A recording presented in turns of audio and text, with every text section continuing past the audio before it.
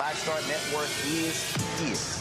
Hold no punches! I'm real revolutionary right now. Support this man, Black Media. He makes sure that our stories are told. Thank you for being the voice of Black America, Roland. Stay black. I love y'all. All momentum we have now, we have to keep this going. The video looks phenomenal. See, there's a difference between Black Star Network and Black-owned media and something like CNN. You can't be Black-owned media and be scared. It's time to be smart. Bring your eyeballs home. You dig?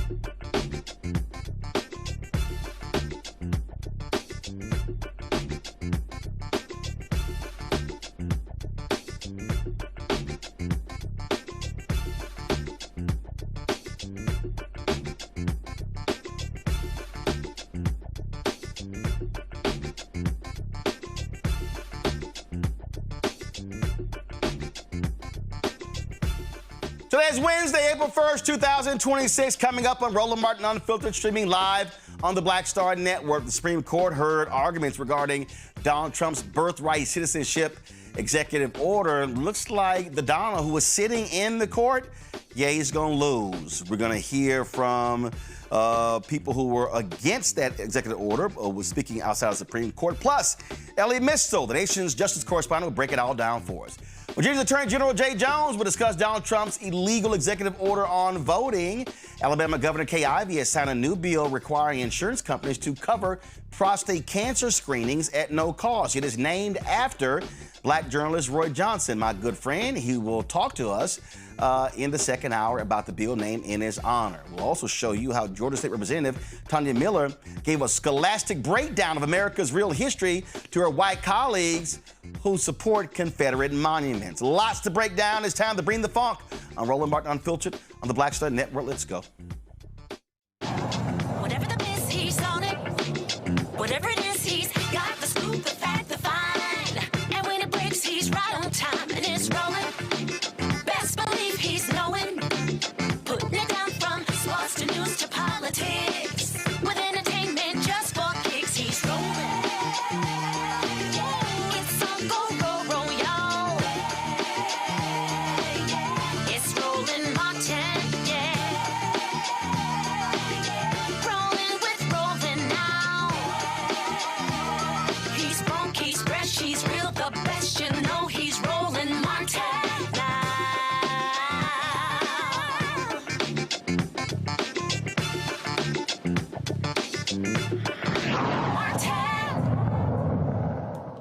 All right, the United States Supreme Court heard arguments today on the executive order of the twice-impeached criminally convicted felon-in-chief Donald Trump regarding ending automatic birthright citizenship, which is guaranteed by the 14th Amendment. It's been a year since he signed the order, and he continues to say that the right was originally intended for the babies of enslaved people of African descent after the Civil War and should no longer apply. A ruling for Trump will upend a long-standing tenet of constitutional law and have significant implications for United States citizens.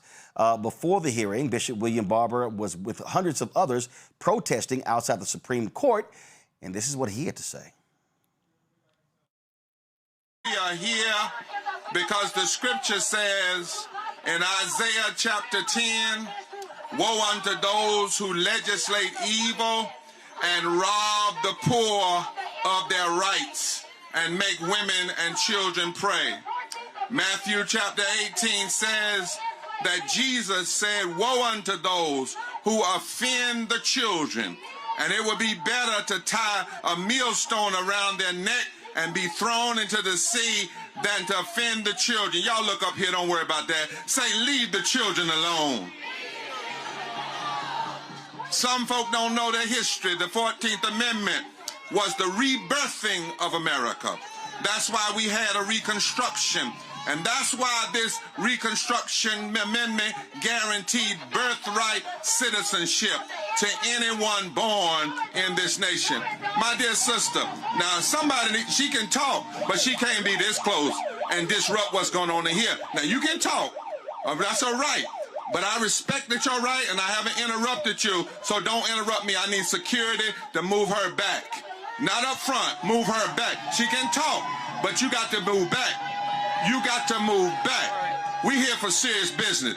You want to talk and debate, that's one thing, but not shout over somebody. Security, please move her back. We are here because of the attempts to undermine and remove birthright citizenship. And just say children born here don't have that fundamental right is another form of Trump's warped, wannabe God complex. Like the emperors of another era, he rejects the inalienable rights of all people and believes he gets to determine who dies in war, who's a citizen of the United States, who benefits from the laws of this country. But how many of you will shout, we will never abandon the children?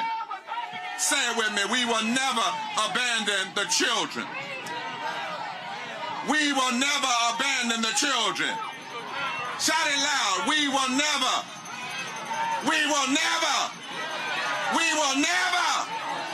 abandon the children.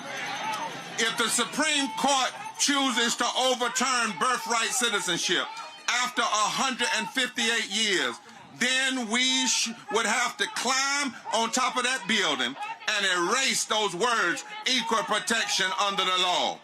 We might as well replace it with gold letters that says Trump Court, not Supreme Court, Emperor's Court, King's Court. But today we come to say it's our court, it's the people's court.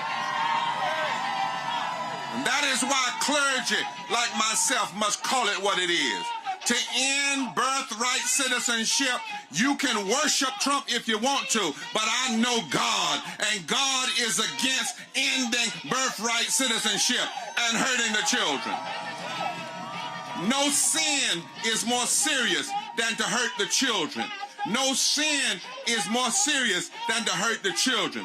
Just like the masked men who want to stop and check the papers of dark-skinned people who speak Spanish, Trump thinks that he can decide who does and who deserves the basic rights that God gives freely to us all.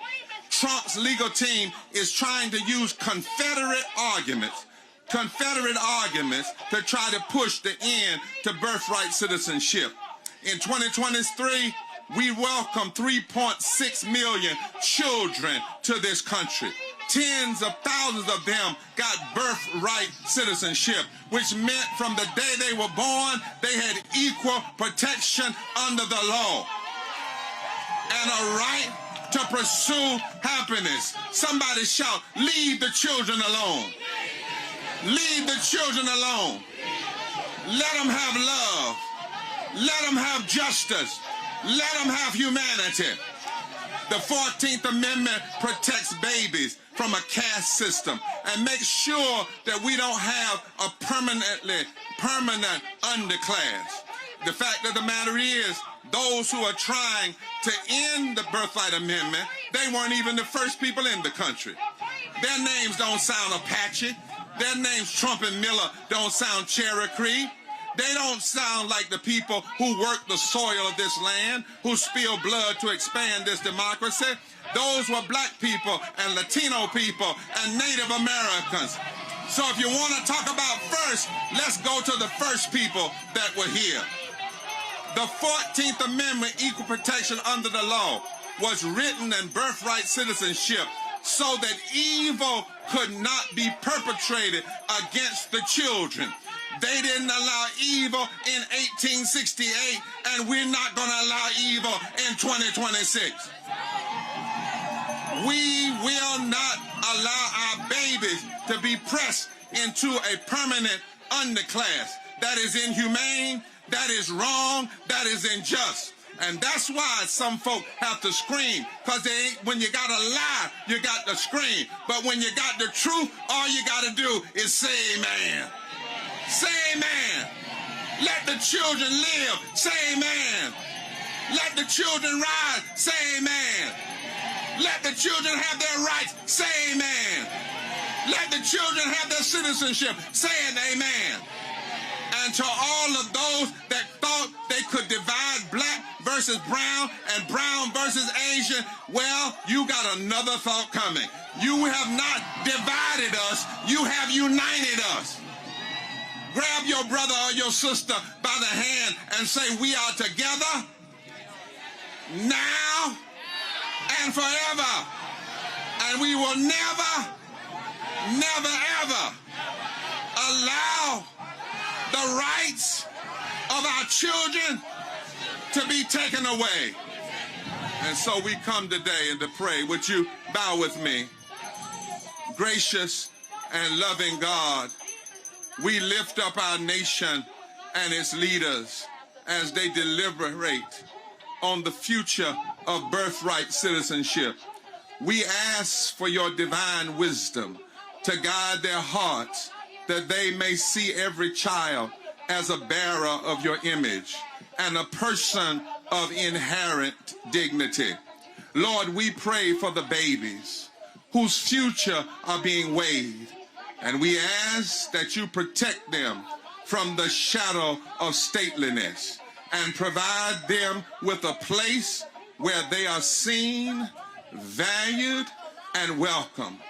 God, give our lawmakers the courage to protect the unity of families and the foresight to build a society rooted in fairness rather than division.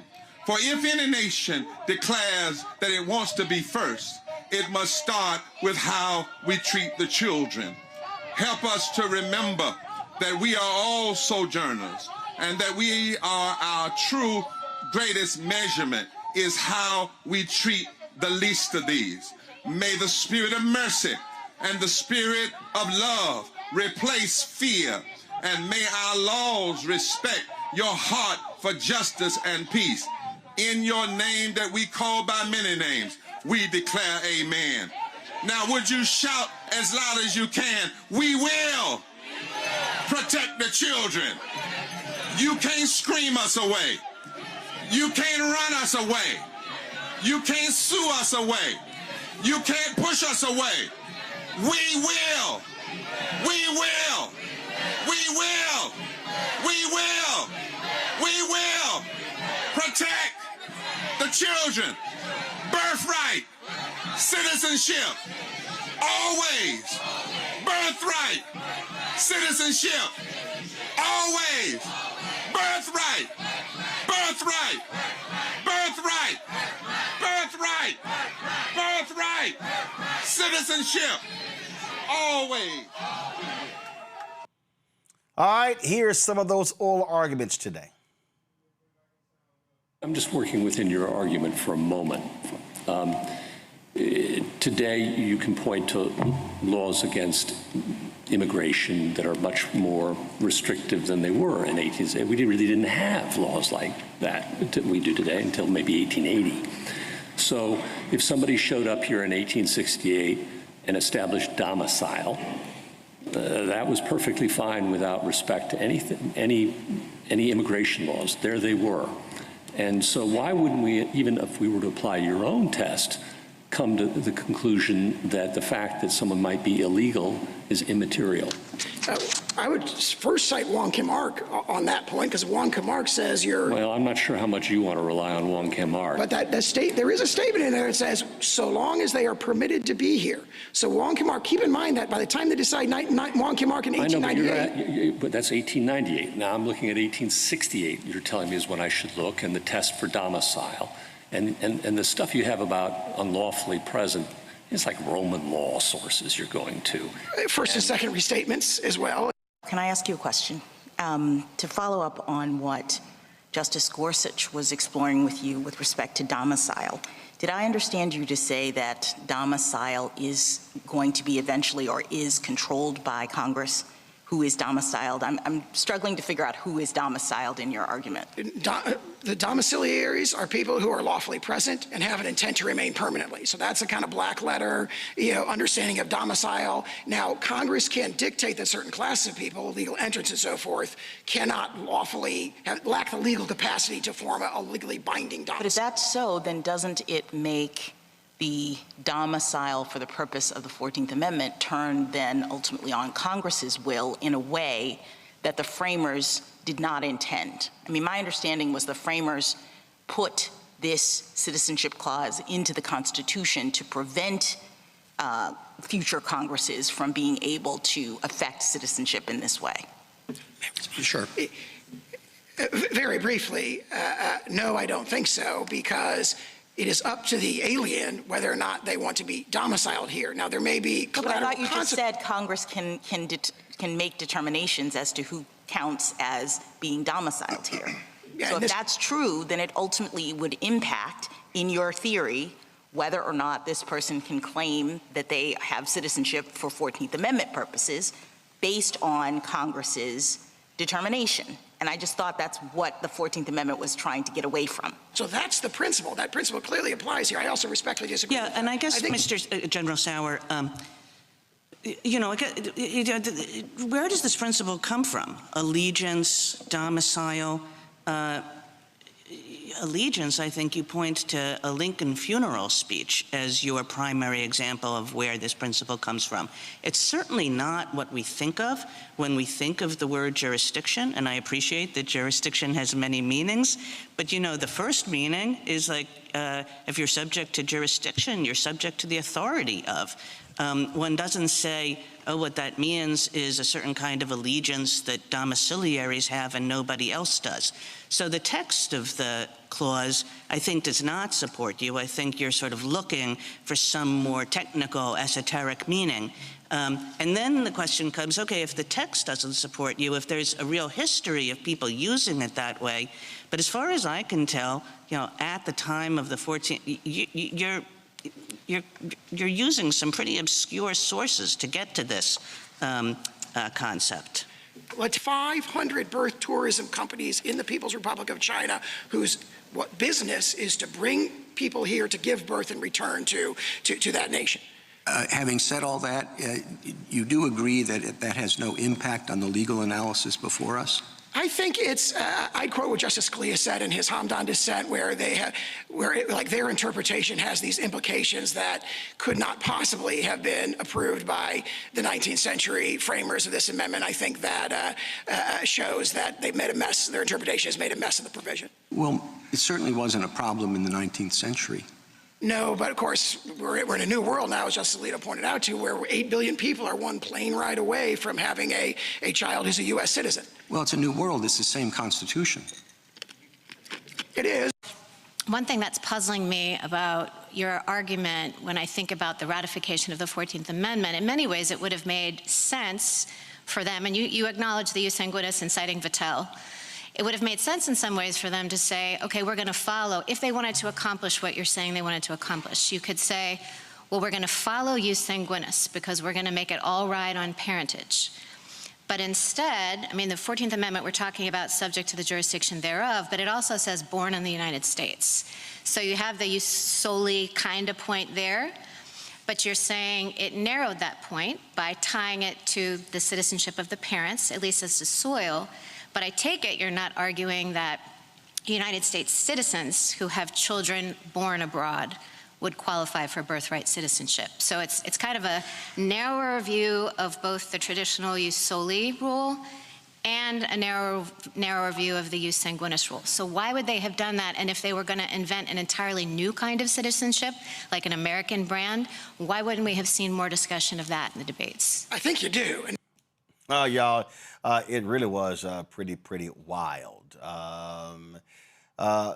Elie Mystal joins us right now. He's the justice correspondent for The Nation. All right, Elie, breakdown. What the hell happened today? Seems like even the far-right MAGA Supreme Court justices are like, are y'all stupid? Yeah, what happened today, Roland, is that Trump lost. I can't know for sure until the opinion comes out, probably in late June. But from what I heard today, Trump lost, and Trump lost hard. You played, I think, two of the most important clips. One was from Chief Justice John Roberts. Part of Trump's argument, part of Sauer's argument is this idea that because of the world we're living in, where which is so very different from 1868 when the 14th Amendment was ratified, which is so very different from 1898, which is when the critical presidential case was decided called Won Kim Ark. Because we're in this whole different world, we have to have a different understanding and different rules about birthright citizenship. And you just played John Roberts saying, it may be a new world, but it's the same Constitution. That is mic drop from the Chief Justice. That is as close as he's going to get to telling you, get out my face with this, right? Like that is him dismissing Sauer's argument on that point. Well, the second clip you played, or near the end, the last clip you played was Amy Coney Barrett.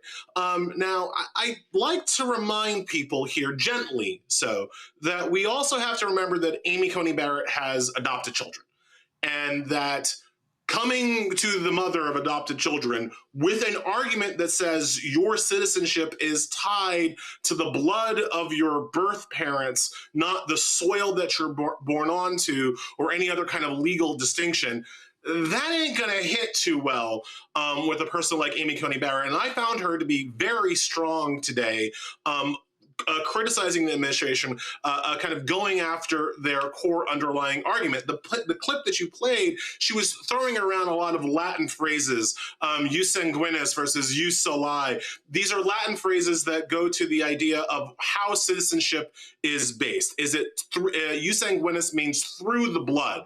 So your citizenship comes from the blood of your parents and is passed on to you. Jus soli means from the soil. Does the citizenship come from the soil, the land that you're birthed on, right? In America, we've done it jus soli. We've done it based on the land you're birthed on. We've done that not just since the 14th Amendment. We've done that before the 14th Amendment when you looked at how citizenship was determined in each of the various states. And it's not just America. It is pretty much the entire new world. So Republicans, MAGA people, they like to say, oh, no, America's so very different. It's not how they do it in the old world. No, that's not how they do it in some European countries. But I think your listeners and viewers are particularly primed to understand that Europe ain't the whole damn world. And when you look at the hemisphere that America is in, what you see in the Western hemisphere is that most of the countries here, the US, Canada, Mexico, Argentina, Brazil, I can go on and on and on, they do it jus soli. They do it based on the soil that you're born into, right?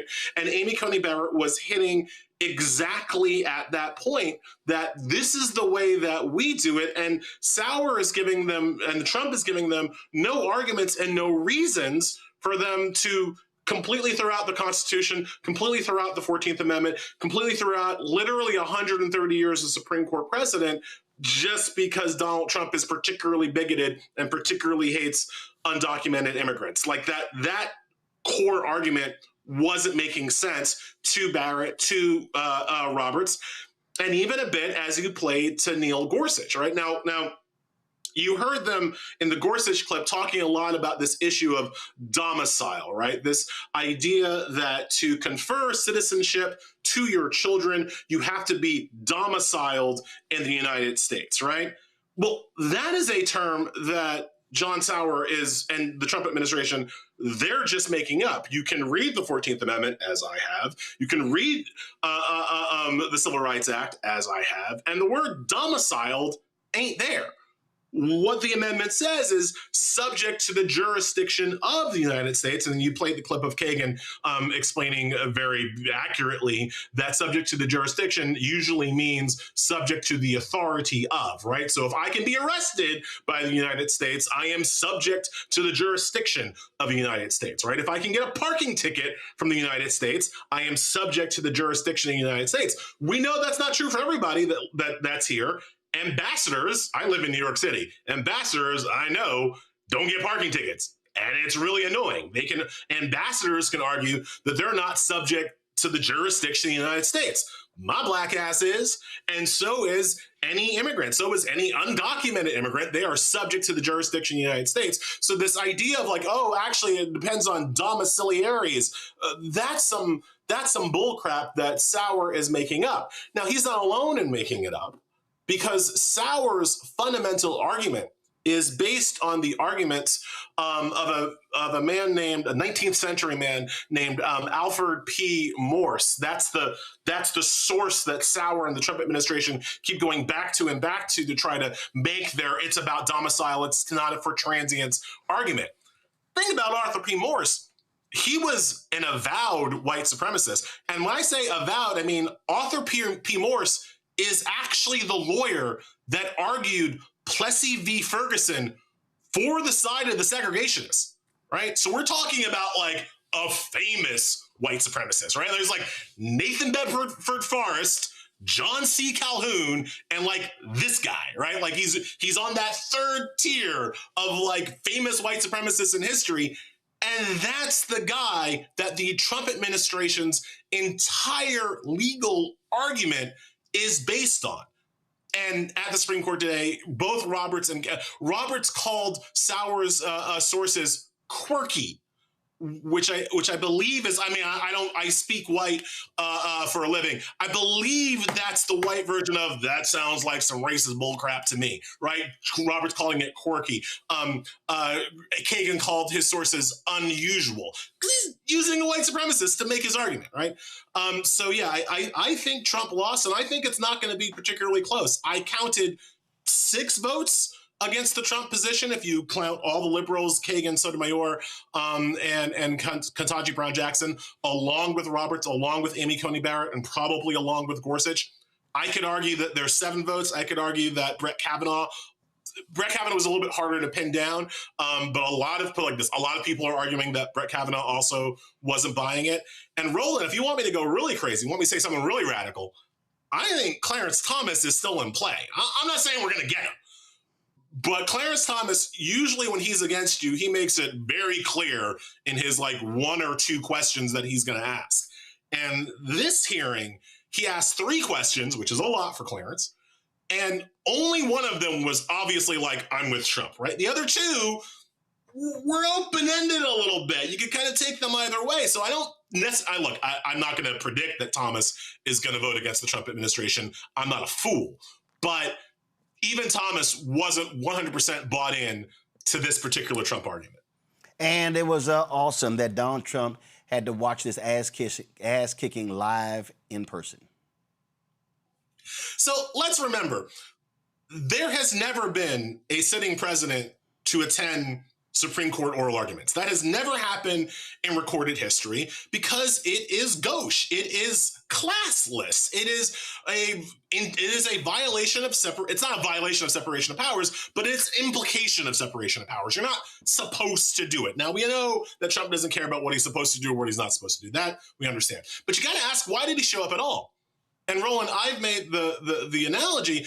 I think what Trump was trying to do was to intimidate his handpicked justices by simply being in the courtroom, right?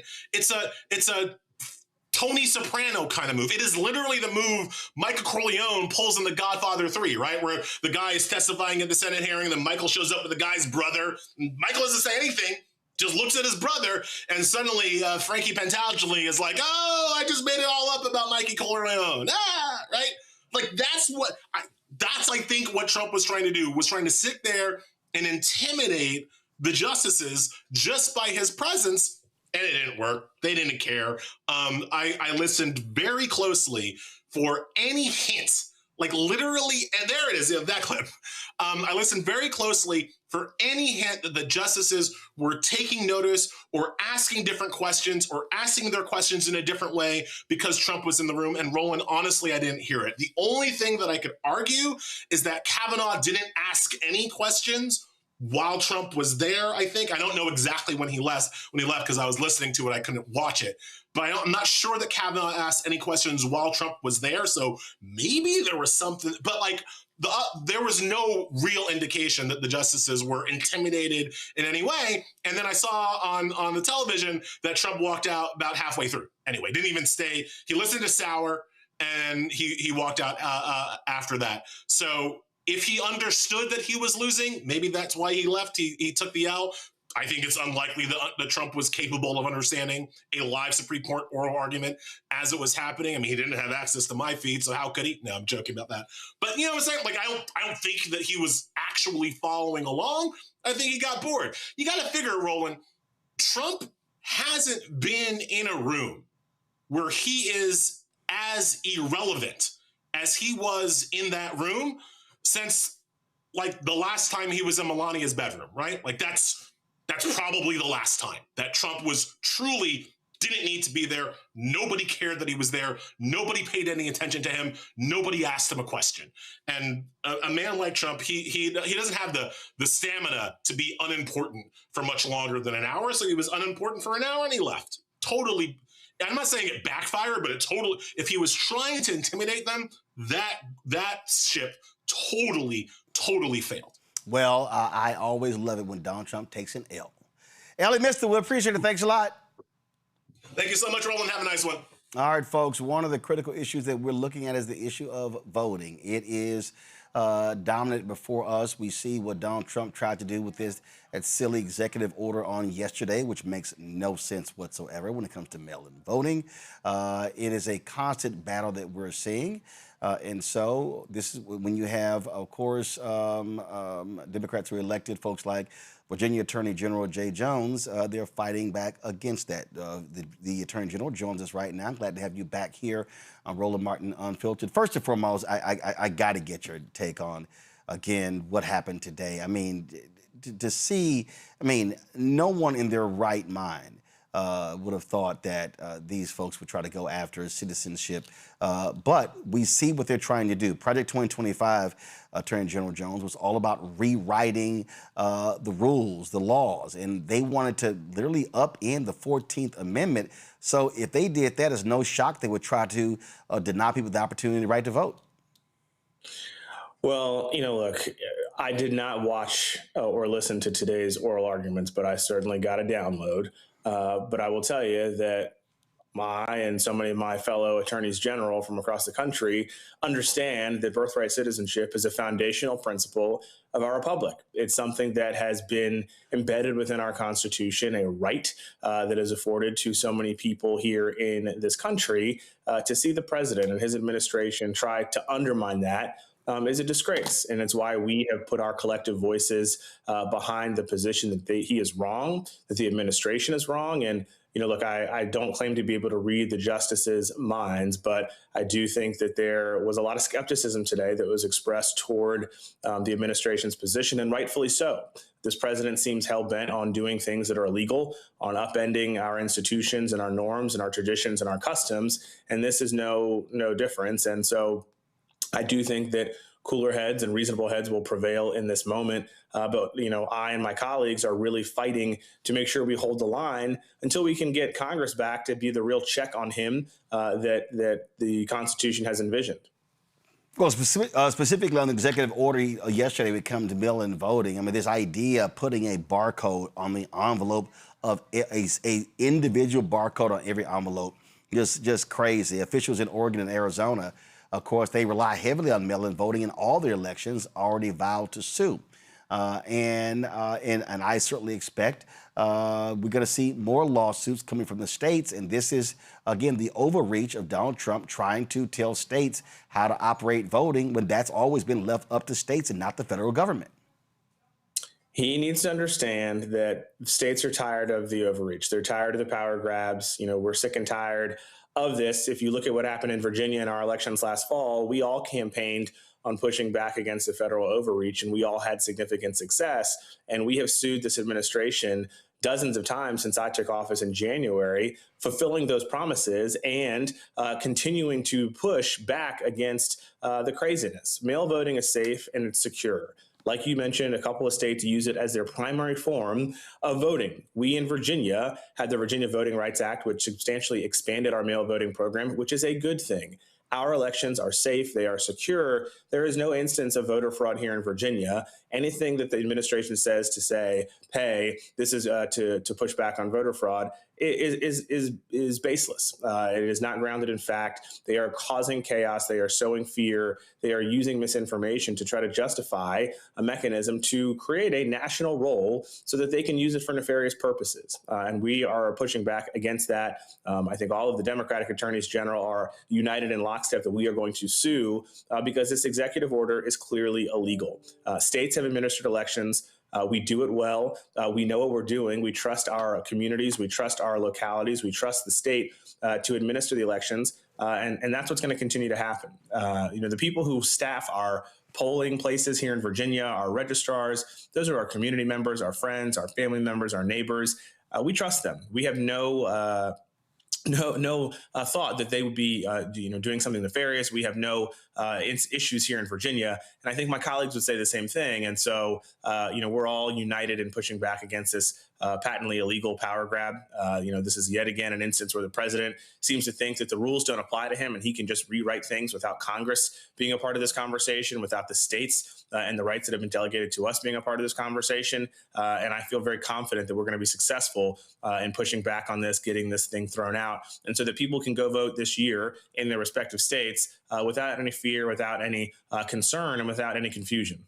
Also, I find it quite hilarious to see Republicans who were on the exact same ballot, who won their races, riding with Donald Trump, yelling fraud. I'm going, but you were on the same ballot.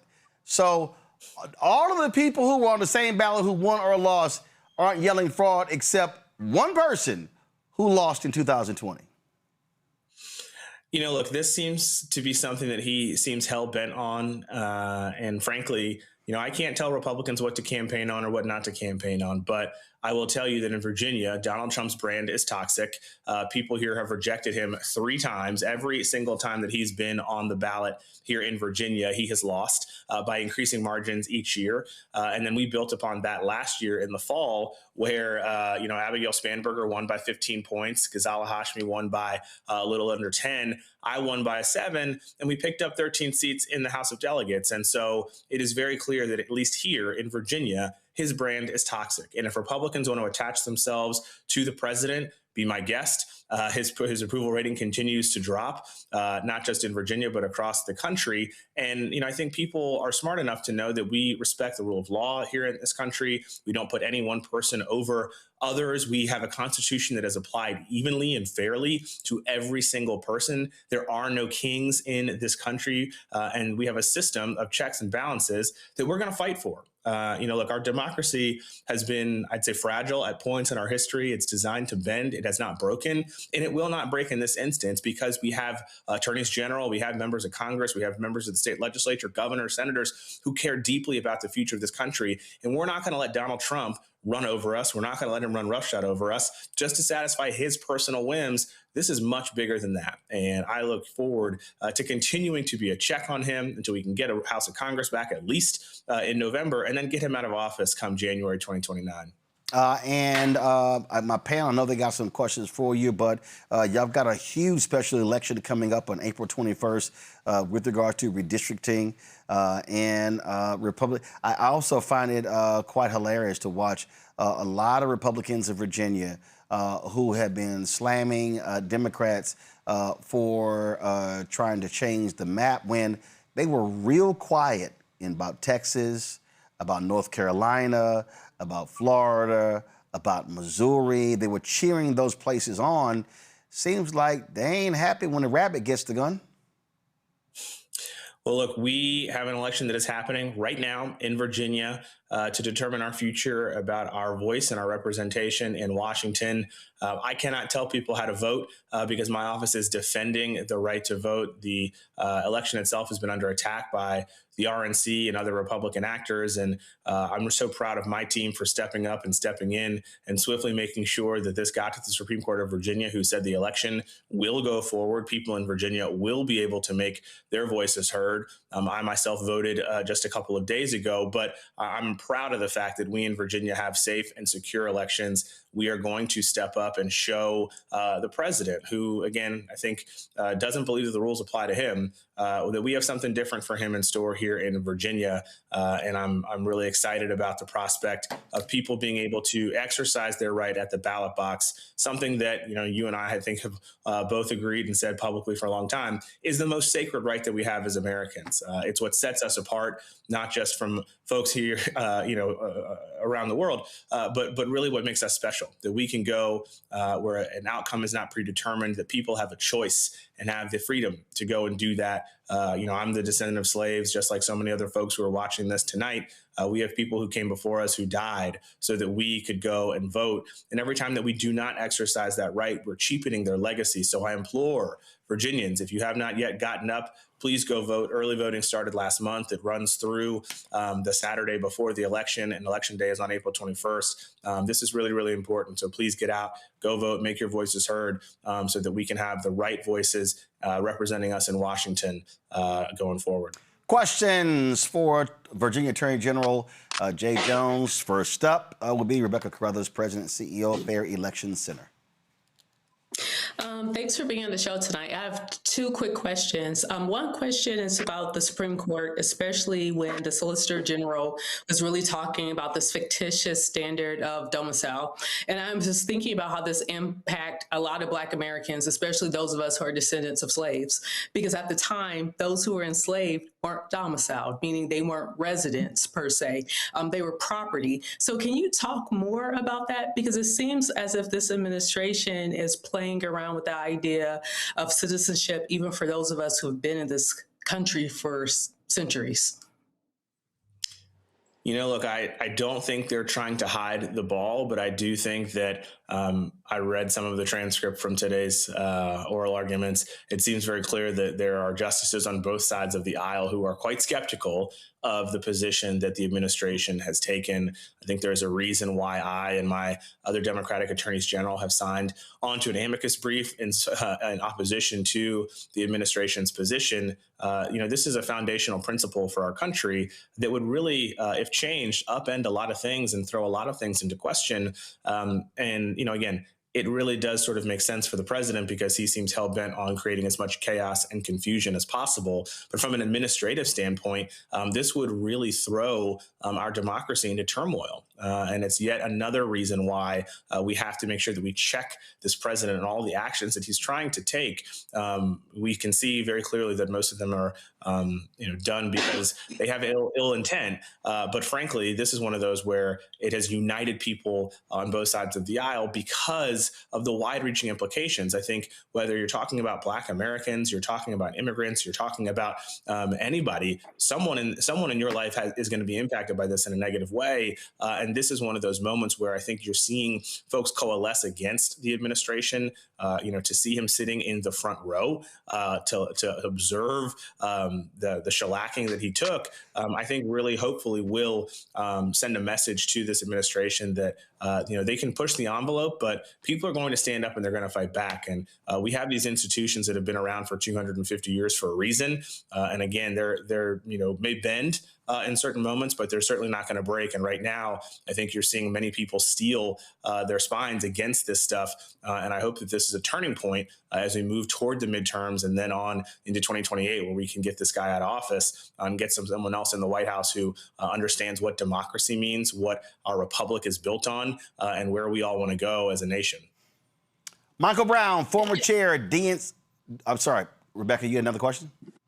Yeah, another quick question. There were rumors in the fall, this past fall, leading to your statewide elections, that there was going to be ICE deployed across Virginia. We do a lot of work on college campuses, and we heard those rumors. What is your plan for the fall if indeed the administration deploys ICE agents near or around polling locations in Virginia?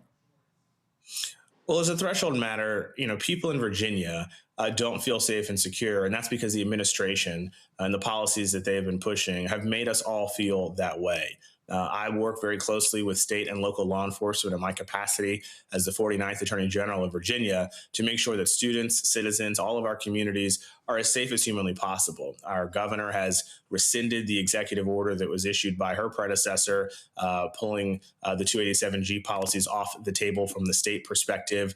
We, again, are all committed to making sure that our citizens are afforded all the protections that they are due under the law, that no one's civil rights or civil liberties are violated, and that due process is followed. We are law-abiding citizens here in Virginia, and my job is to make sure that people do that and have every opportunity to, again, exercise the rights that they're afforded under the law, under the Constitution of the United States, under the Constitution of Virginia. And so we're obviously keeping close tabs on the administration's activities.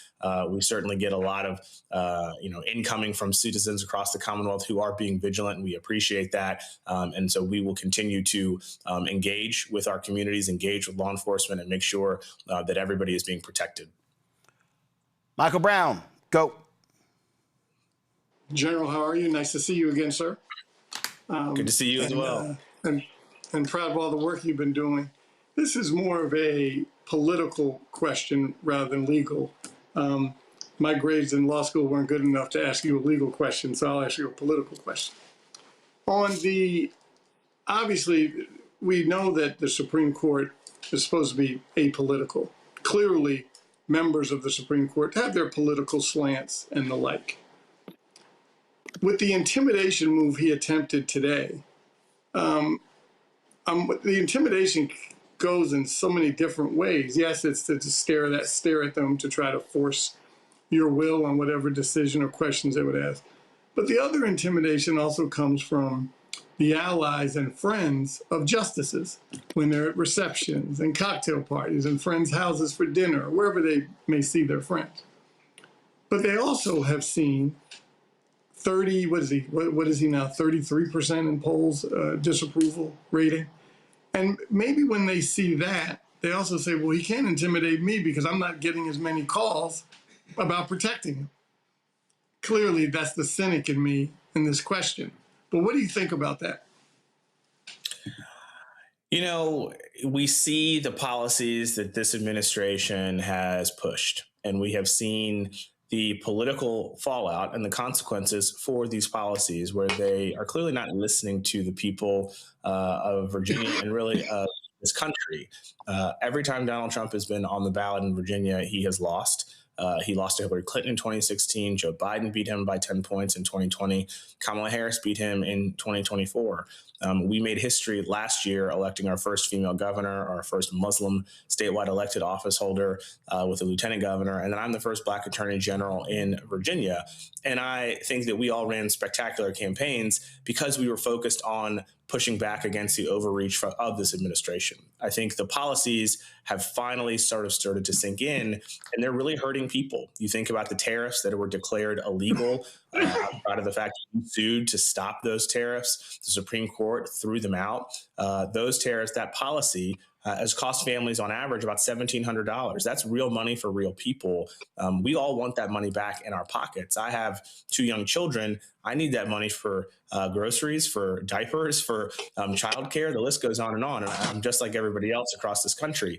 You think about now the impact on our economy, where gas prices continue to go up, costs continue to rise.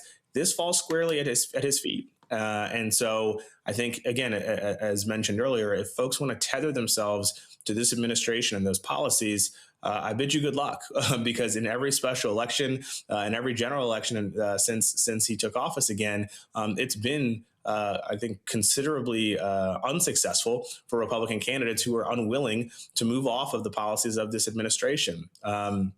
And frankly, if they continue to hew to those policies, that's going to continue to have success for Democrats. And I think, we were really in a great position to win the House of Representatives in the fall. I think now the Senate is very much in play, and the Democrats could get a majority in the United States Senate. to really have a bedrock in Congress to check this president. I will tell you that we attorneys general are working really hard to be the last line of defense, and we are waiting for the cavalry to come in November with a big blue wave, because our offices are stretched thin. We are using every single resource at our disposal to push back on this chaos and on this craziness. And so I think the political fallout and the consequences have already been sort of laid bare to this president, and he doesn't care because he cares more about himself than about this country. But to the rest of his party, you know, the warning signs are there. The red lights have been flashing. And if they're not looking at that, or they're not listening to people, I suggest they get out and campaign where communities are being impacted by this deeply. And I've done it. I've seen it. I continue to do it. And that's why I think we're going to have a lot of success come November. I do have actually, we have a Teresa Lundy, principal founder of TML Communications. Teresa, what's your question?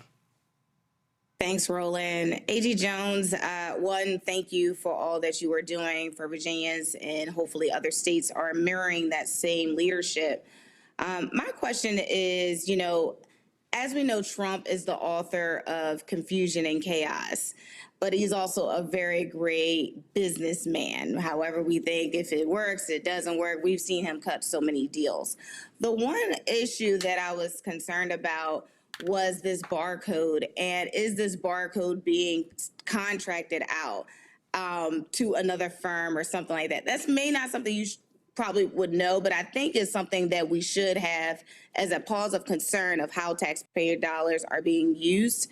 So as you know, you guys are still advocating for this effort and make sure that voter integrity is still there. I think that is something that we should possibly look at of the reason why. We know it's going to help in the midterms, but there's also always a dollar bill behind it somewhere.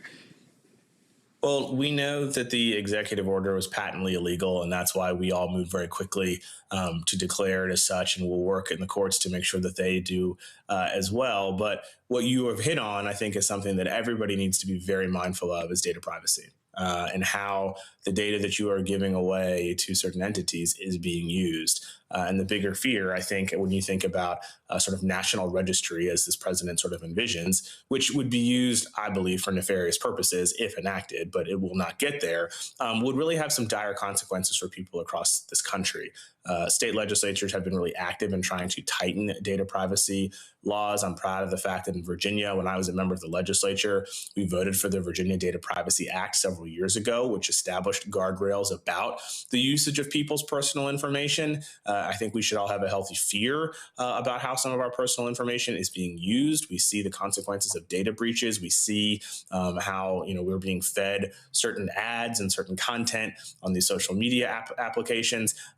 You can go on. And so I think now, as we move into a place where this has entered the conversation as it relates to voting, that's why attorneys general are really important. That's why your secretaries of state, or in our case, Commonwealth, are really important as the defenders of the election protection space and keeping the integrity of our elections and our information sacred. And that's something that I think we as Democrats will always be committed to. But there are obviously plenty of other states that don't have folks like us who are leading the charge in that manner. And so we just really have to be mindful. And that's why having a Congress that has majorities of Democrats in both houses, maybe they can get something done that will really help protect everybody across the country in the absence of leadership in those respective states. Real quick, I got to ask you this here. Go to my iPad. I don't know if you saw this. Mayor in Martinsville, Virginia, was suspended. He's claiming no due process. Has your office gotten involved in this at all? We have not gotten involved. There are processes for folks to request our office to get involved, but at this moment, that has not happened. We hope that our localities can resolve their issues without my office's involvement. Obviously, we've got a lot on our plate as it relates to this president and trying to make sure that Virginia's rights and interests and values are defended. But I love my job. I love doing my job. And I love visiting the South Side. So I'm sure that we'll get out to Martinsville at some point real soon and hear all about it. All right. Attorney General Jay Jones, we always appreciate you being on the show. Thanks a lot. Thank you, sir. See you soon. I appreciate it. And again, folks, as I go back to my iPad, we're going to be following this up where this black mayor in Martinsville, Virginia, gets suspended. And he's like, what the hell? Why did I get suspended? So we'll be following that up with more as well. All right, y'all, got to go to break. We come back. Governor Kay Ivey signs a bill into law requiring insurance companies to pay for prostate cancer screenings. It was named after a black journalist who got diagnosed last year. He'll join us next. Roland Martin Unfiltered on the Black Star Network. Don't forget, support the work that we do. You want to join our Bring the Funk fan club? Your dollars make it possible to continue the work that we do. You want to give you a cash app? Use the Stripe QR code. Just see it right here. It's also for credit cards as well. Checks and money order. Make it payable to Roland Martin Unfiltered. P.O. Box 57196, Washington, D.C. 2003 7-0196. PayPal, R. Martin Unfiltered. Venmo, RM Unfiltered. Zelle, Roland at RolandSMartin.com. Roland at RolandMartinUnfiltered.com. We'll be right back. Why does it feel like we're going backward? Voting rights under attack, schools stripped of funding, black history erased. This is the Trump MAGA agenda. They want to take us back. They are redrawing congressional lines in states across the country, deciding who gets power and who gets silenced. We see what this is, a power grab. Virginians won't be fooled. Show up, vote, take back our power. It's a temporary measure that gives the people, not politicians, the final say. Vote yes by April 21st. Hey, I'm TD Jakes, and you are watching the Black Star Network.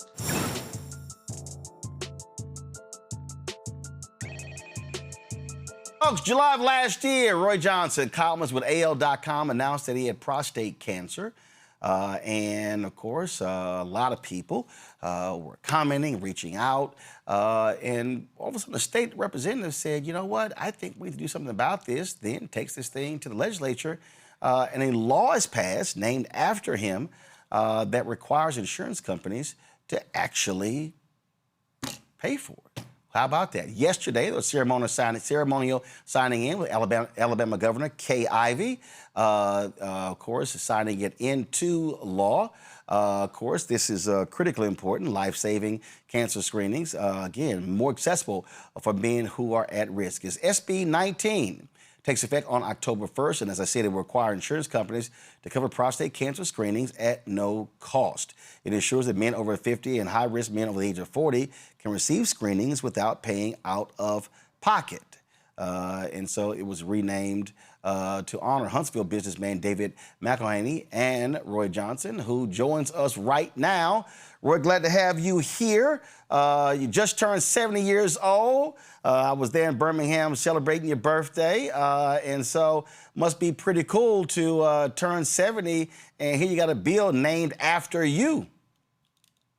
Yeah, Roland. I mean, it's been quite an amazing few weeks. And as we've discussed, it's really all God. Almost a year ago, as you mentioned, I was diagnosed with prostate cancer. And we talked about this. You know, I'm strong in my faith and was certainly confident that God would carry me through this. But little did I know that he would do something like this. You know, we talked about the scriptures, and of course, in 2 Chronicles 12:9, it says that his power is made perfect in our weakness. But sometimes we can't even imagine what his power may do. And so one of the things that I said I would do would talk about my journey, would share my journey, just in the hopes that more men would get tested, that they would be more frank about their condition. And prostate cancer is very treatable. It is very curable. It killed my father, but I was very confident early on that it's not going to kill me.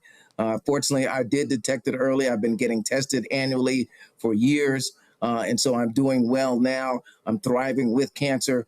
And one of the things I wrote was encouraging our state lawmakers, our legislators, to pass this bill. It did not pass last year.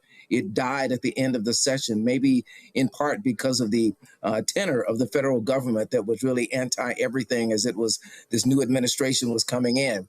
But I said, look, this is not about Republican. It's not about Democrat. It is not about rich or poor. It is not about rural or urban.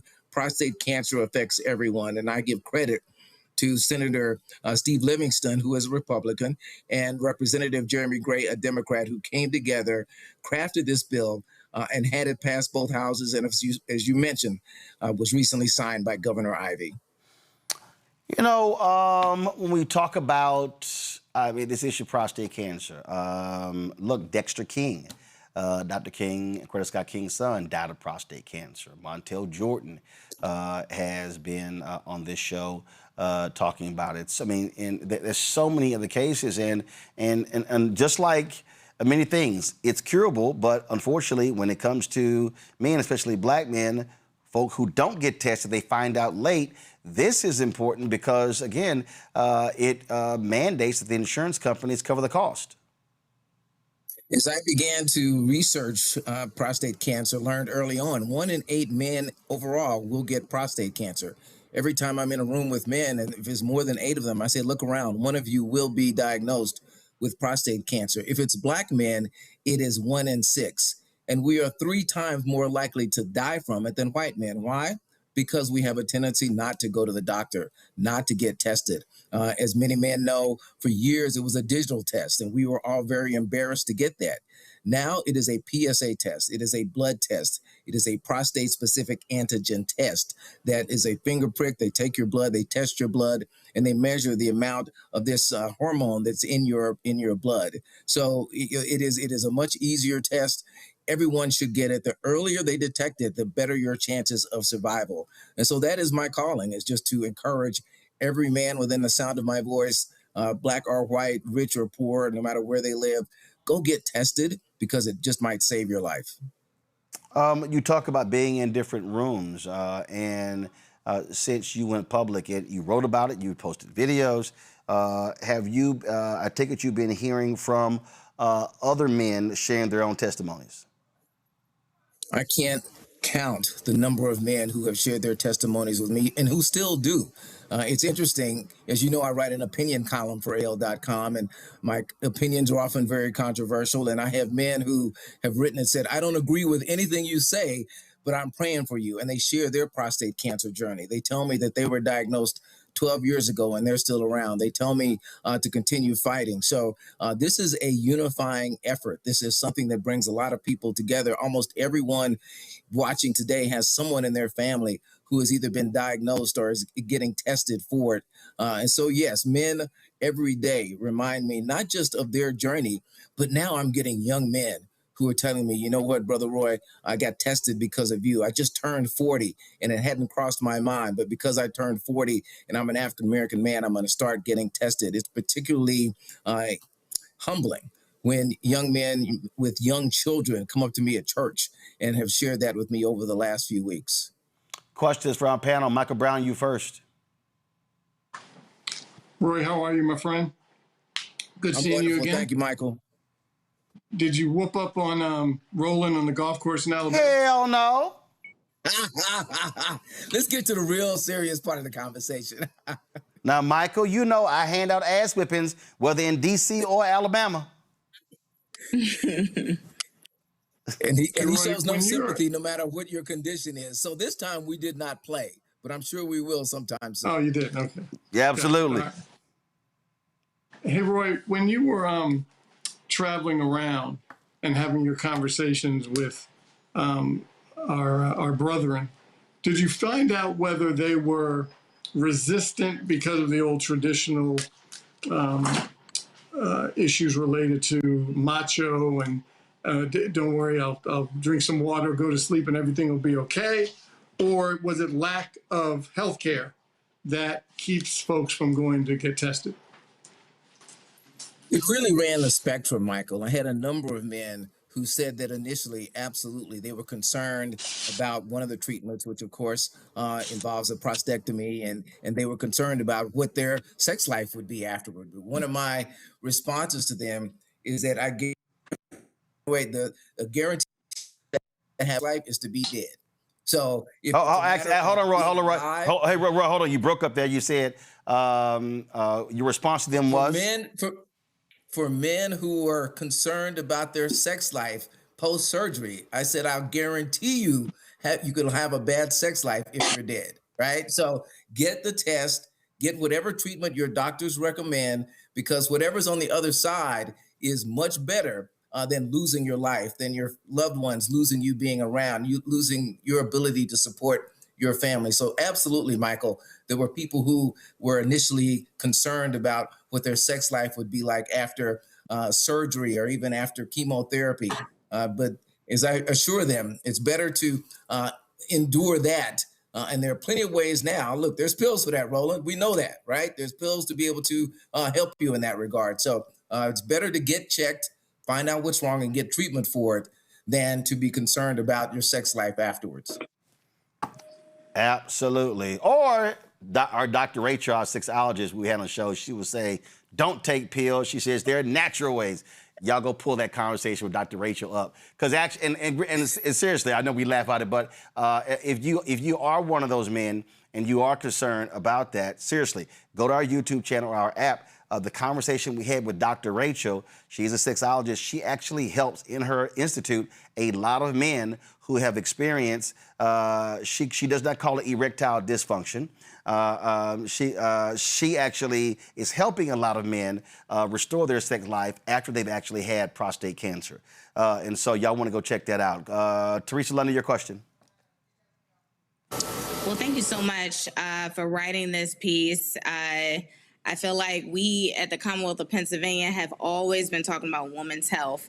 And so now having this bill, I'm hoping it mirrors over here with the Commonwealth. So I don't necessarily have a question, but more so congratulations, for one, bringing it to our attention. And secondly, I'm willing to share. So I hope everybody else takes it to their statewide elected official, and hopefully you can get this bill across the finish line. Absolutely. Let's not stop here. Actually, I'm going to do this here. I am going to ask a question for Teresa based off her statement.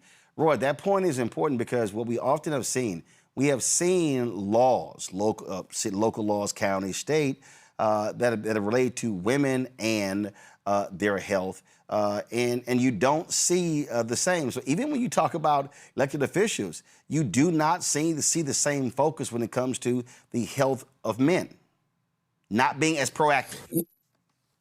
Absolutely. And but one thing about this bill is there are so many men, even in the state legislature, who came up to me, again, from both sides of the aisle and said, thank you for bringing this to me. I had Republican lawmakers and lobbyists who said, my uncle is suffering from prostate cancer. My grandfather died of prostate cancer.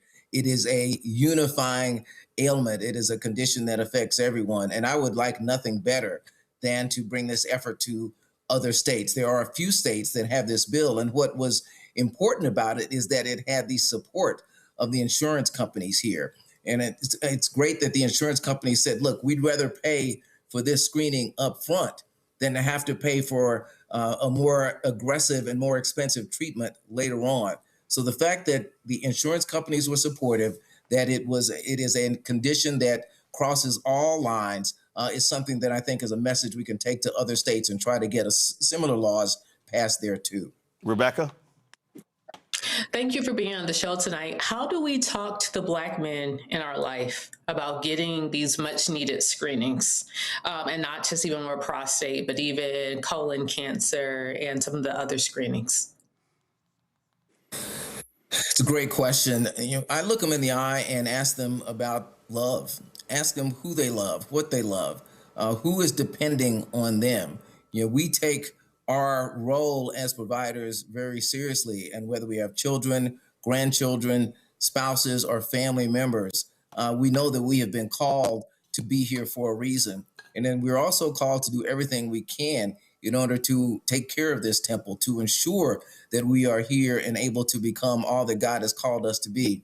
So I just tell my brothers, I said, look, you want to take care of your children, whether you have them now or children in the future. You want to be able to be here to run with your grandchildren. My children are now 31 and 28, but I still want to see them get married. I want to see grandchildren. So if it's about getting this test, if that's the one thing that's going to help me, give me this one opportunity in this one area where I have a very high chance of getting it, especially if I had my father had it. If you have a direct relative with prostate cancer, you might as well just sign up for it now. That's how prevalent this is. But I just look Black men in the eye and say, why are you here? You're not here to leave us before your time. This is a very curable ailment, but curability is totally based on catching it early. Absolutely, absolutely. And so, again, congratulations on this bill. Go to my iPad again. I'm telling y'all, if what Roy said, and Dr. Rachel talked about that as well in our interview. And if you go to our YouTube channel, you can pull it up. It says that Dr. Rachel Ross explains all you need to know how to heal your, she calls it E-function. She doesn't call it erectile dysfunction. But that issue, look, men talk about that, and so there are answers to that. And so, folks, please get checked out, all right? It's critically important. And, Roy, when you made the point about, being a provider, it's real simple. You actually make it more difficult on your family when we have men checking out early because they're not here. And there's nothing worse than when you have something that is this curable, and then you see us dying at a higher rate than white men because we find out too late. As you mentioned, it is so treatable, it is very curable, and there are so many organizations and support groups that are there to help us. Since I've been diagnosed, I've gotten involved with the Mike Slive Prostate Cancer Foundation, which was named after the former SEC commissioner who died of prostate cancer. Also involved with, now included, a organization, an online health community that allows people to come together and talk about their health concerns. And I've long been a member of the American Cancer Society board here in Alabama. And those groups have been so supportive of my journey and are helping me to get this word out and to just encourage more men to do what they can do to be here for their families. When I first was diagnosed, had my first meeting with my urologist, he said to me, don't start getting your affairs in order just yet or saying your goodbyes. Prostate cancer is 97% curable, but you have to do the things that are instructed and follow through in order for you to be on that 97% side. And those are great odds, Roland. I'll take those odds to Vegas. So if you want to tell black men, look, you have a 97% chance of surviving this, but only through early detection. All right. Roy, I appreciate it. Now go to the driving range, get that swing in order so I can come on down there. I'll work on mine, and I'll see you soon. So I can go down there and take some of that AL.com money. You got it. All right. Appreciate it. Thanks a lot. All right, y'all. We are going to go to a break. We'll be back. Roland Martin Unfiltered on the Black Star Network. Again, support the work that we do. Join our Bring the Funk fan club. You want to contribute via Cash App. Use a Stripe QR code. You see it right here. Also, you, of course, use it for checks, use it for credit cards as well. Checks and money ordered. Make it payable to Roland Martin Unfiltered. P.O. Box 57196, Washington, D.C. 20037-0196. PayPal's R Martin Unfiltered. Venmo RM Unfiltered. Zelle, Roland at RolandSMartin.com. Roland at RolandMartinUnfiltered.com. We'll be right back. Virginia, we are counting on you. Republicans want to steal enough seats in Congress to rig the next election and wield unchecked power for 2 more years. But you can stop them by voting yes by April 21st. Help put our elections back on a level playing field and let voters decide, not politicians. This is the responsible thing to do. Help us chart a better path forward, Virginia. Vote yes by April 21st. I'm Mark Morial, President and CEO of the National Urban League, and I'm watching the Black Star Network.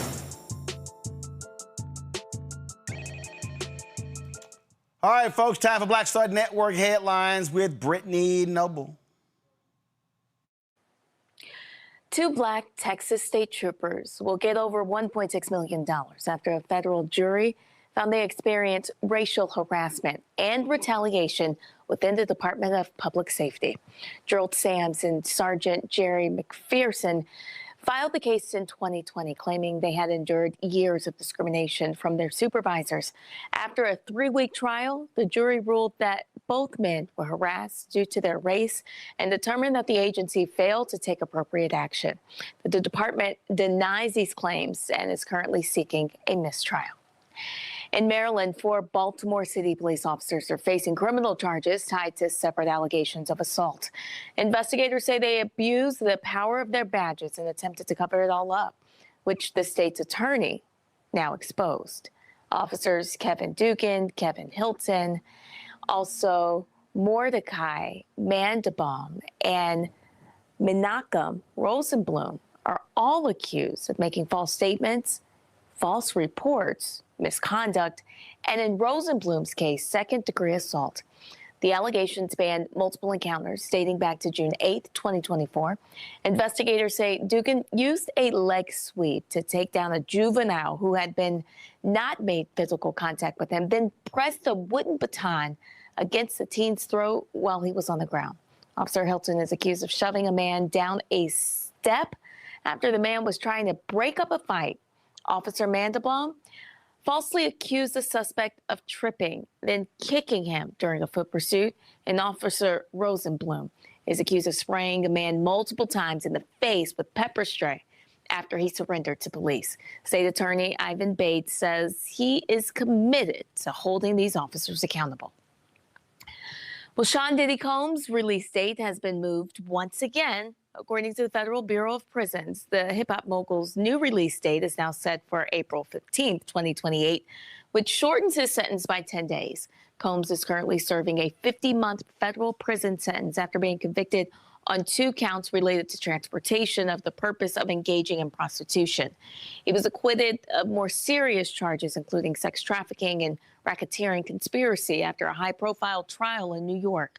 Oral arguments for his appeal are scheduled for Thursday, April 9th. A federal judge has permanently blocked President Donald Trump's executive order aimed at defunding NPR and PBS. In his ruling, Judge Randolph Moss determined that the directive violated First Amendment rights. He found that the action unconstitutionally targeted specific media outlets based on their editorial content, describing it as textbook unlawful. Trump's order sought to cut federal funding to these agencies due to political disagreements over their coverage. While NPR and PBS celebrated the ruling as a victory for a free press, the White House called it a ridiculous ruling and argued that these organizations should not get taxpayer funds. The Trump administration plans to appeal this decision.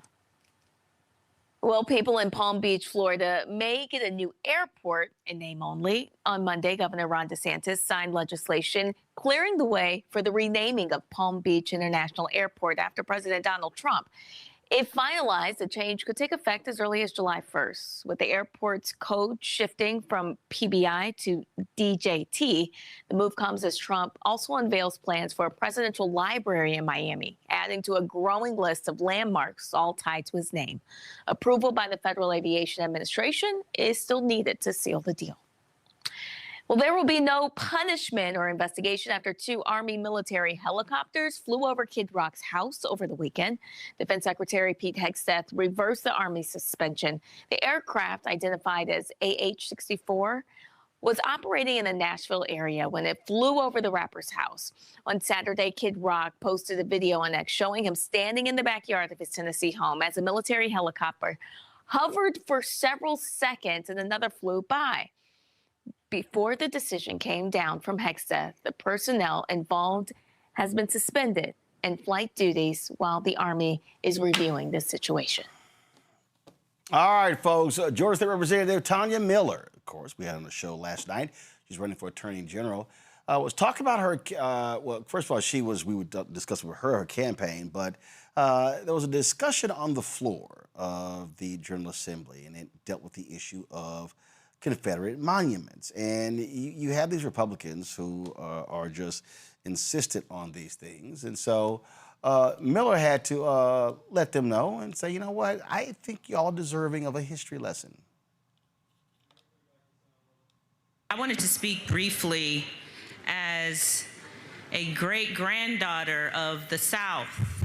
Anybody else here a great-granddaughter, grandson of the South? Great. Our blood is in the soil. So let me say this, and I want to be really clear, as we are dismissive, and I am actually flabbergasted at the celebrated ignorance of your own history with the level of dismissal and disdain. It is shocking, and we should all be embarrassed for every person in this body that considers themselves a statesman or a stateswoman or a student of history. Let me tell you something. If you have read American history and you have read the Bible, you would understand that there is no history of slavery like American slavery. American slavery is what we call chattel slavery. Chattel slavery, to anybody who might be wondering, did not exist in the Bible, because you know what slaves in the Bible were? People, human beings, indentured servants, forced laborers. They were not, in essence, property to be murdered, raped, sold, stolen, and declared in the Constitution 3/5 of a human being. So let me be really clear. The Civil War was fought over slavery. The people who we are memorializing in these Confederate monuments went to war with their own countrymen over slavery, over the right to own another person, to force women to have babies and breed, to buck break black men. We will not in this moment, and I know we're getting close to the end and we get a little squirrely, but what we will not do is skate past the history of my ancestors, my history in this country, a people stolen from across the ocean, many of whom chose the sea rather than to become property of the folks that you seek to defend and memorialize and create litigation avenues to. It is a sad, sad day in this chamber. These remarks were inexcusable. We should all be saddened and ashamed of ourselves as we continue to try to limit teaching history. Why? Because we want to get away with rewriting it. We're not talking about a war. We're talking about centuries of mass murder. That is my granddaughter's story of the South. And let me say this, because I'm going to pivot real quick because I only have a minute. The notion that we have not even considered the constitutionality of making standing so flimsy that anybody could wake up in the morning and decide they want to sue. That's not how the Constitution works. If you're a lawyer in this chamber, you know that is not how standing works. You have to have an injury in fact, not one in your imagination, not a preference. An injury, a constitutional one, concrete, that allows you to invoke the authority of the judicial branch. This is an awful sad day. We could have done a lot of things. We could have required that these monuments be placed where they belong, and that is in a museum to be studied like every other civilized country does. But we are still waging wars with the ghosts of a past and a war that was lost. Lost for the purpose of treating men and women and babies as human beings. And you will not, in my face, in the faces of my brothers and sisters and countrymen and children of the South, pretend like what happened down here was biblical and of God. It is a disgrace. I'm going to ask my colleagues to reflect deeply on what just happened from this well today, just feet away from me. I'm glad my grandmother is not alive in 2026 to hear what came from this well moments ago. Now, y'all are gonna pass this bill because you're gonna do what you do, but let me tell you something else. We'll see you in court. Mr. Speaker, I yield. Just so y'all know, this was a state senator in Georgia. Listen to how stupid he sounded. I heard an amendment that was put up. We ought to call this the protection of slavery. Folks, let me tell you, slavery exists today, and we need to be more concerned about the slavery that exists today than the slavery that existed 160, 70 years ago. You know, this very House objected to a real ID bill for nail anesthetists a few weeks ago, but yet we know that probably one of the biggest areas of indentured servitude comes from one of the Asian countries, that they bring whole families over here and work them in the nail tech business until they've paid off their transport fees or whatever it may be. So let me assure you that slavery still exists. So I'm more concerned with that than I am past history. But I know that we have a lot to deal with. We have a lot to deal with across the boundaries. I heard an amendment that was put up, we ought to call.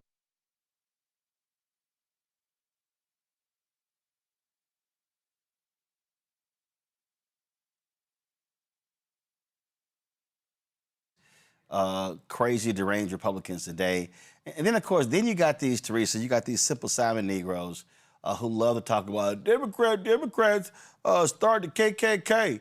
And it was the Republicans who, the most fierce defenders of the Confederacy today are Republicans, especially in the South. And what also just trips me out, Teresa, about these people, these Republicans, they love using plantation language, too. I mean, their affinity for slavery is astounding. Yeah, we have to really think about the why. And most times when I'm hearing about the downplaying of slavery, Black history, Black excellence in its totality, it's usually from those who do not want the next generation to understand how powerful we are as a being.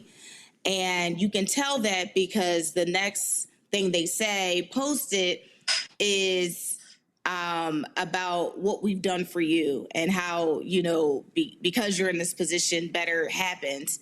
But it's really, for me, it's about them lacking accountability for what happened in the past so we can change the future and not repeat it. And we can see in multiple instances from those who are elected, those who have millions of dollars sitting on their own plantation that probably Black folks was on, but now we would call it estates. Those individuals are having these conversations in back rooms like, okay, they're, you know, Black folks are really good at serving us, they're good at entertaining us, but they can't be on the same level as us. So how do we make sure that we don't talk to them about their history, about what they've done, so they can be better? And I think as we continue to have these dialogues, continue to see the examples of what this administration has been doing to try in the last 4 years to really erase what Black history it means from individual and from the economic standpoint, we're here. So it really takes us, it takes, you know, our platforms, it takes individuals who know our history, who are keeping these books in our libraries to really tell the story over and over. Absolutely. And again, you could trust they're going to keep this nonsense up because they have to protect whiteness, Rebecca. Roland, there's a reason that almost 25% of my DNA is European ancestry. It wasn't because of a great American love story. It was because of rape, right? And so that's the story of a lot of us in this country. And so for someone to be extremely dismissive and say, oh, that's something that happened 160 years ago, then why are we still feeling the impacts of what happened 160 years ago? But that's also someone who's attempting to disassociate. Because if you have to confront that history, then you also have to confront the justice that we need because of that history. You have to confront what this country owes us because of that history. So, okay, cool. He could say what he wants to say. He could do what he wants to do. But also that's the state that literally has carved KKK members and Confederate members into the side of what, Stone Mountain? So it's like, come on. Michael. It's so disturbingly disappointing to now watch the GOP not just accept and have white supremacy at the top of their political to-do list. But now, folks, it's almost like who can be the most racist? That's the race. The race is, wow, okay, Donald Trump says racist things. He's, at the top of the list. Well, DeSantis has done some crazy racist things by pulling history about black folks out of schools. So it's so interesting to see that, disappointing to see it. And no one in that party stands up and says, well, what they say is, oh, well, First Amendment rights, they have a right to say what they want and believe what they, of course, no one's saying you can't, but that doesn't mean you have to be right. You can be wrong too. And so it's just disappointing of where the Republican Party has become white supremacy, racist party. And of course, not all. I'm sure there are many that don't think that way, but there are a lot that do. And they're all in leadership. And that's the disappointing part. Absolutely. All right, folks. About an hour ago, a little more than an hour ago, NASA launched Artemis 2.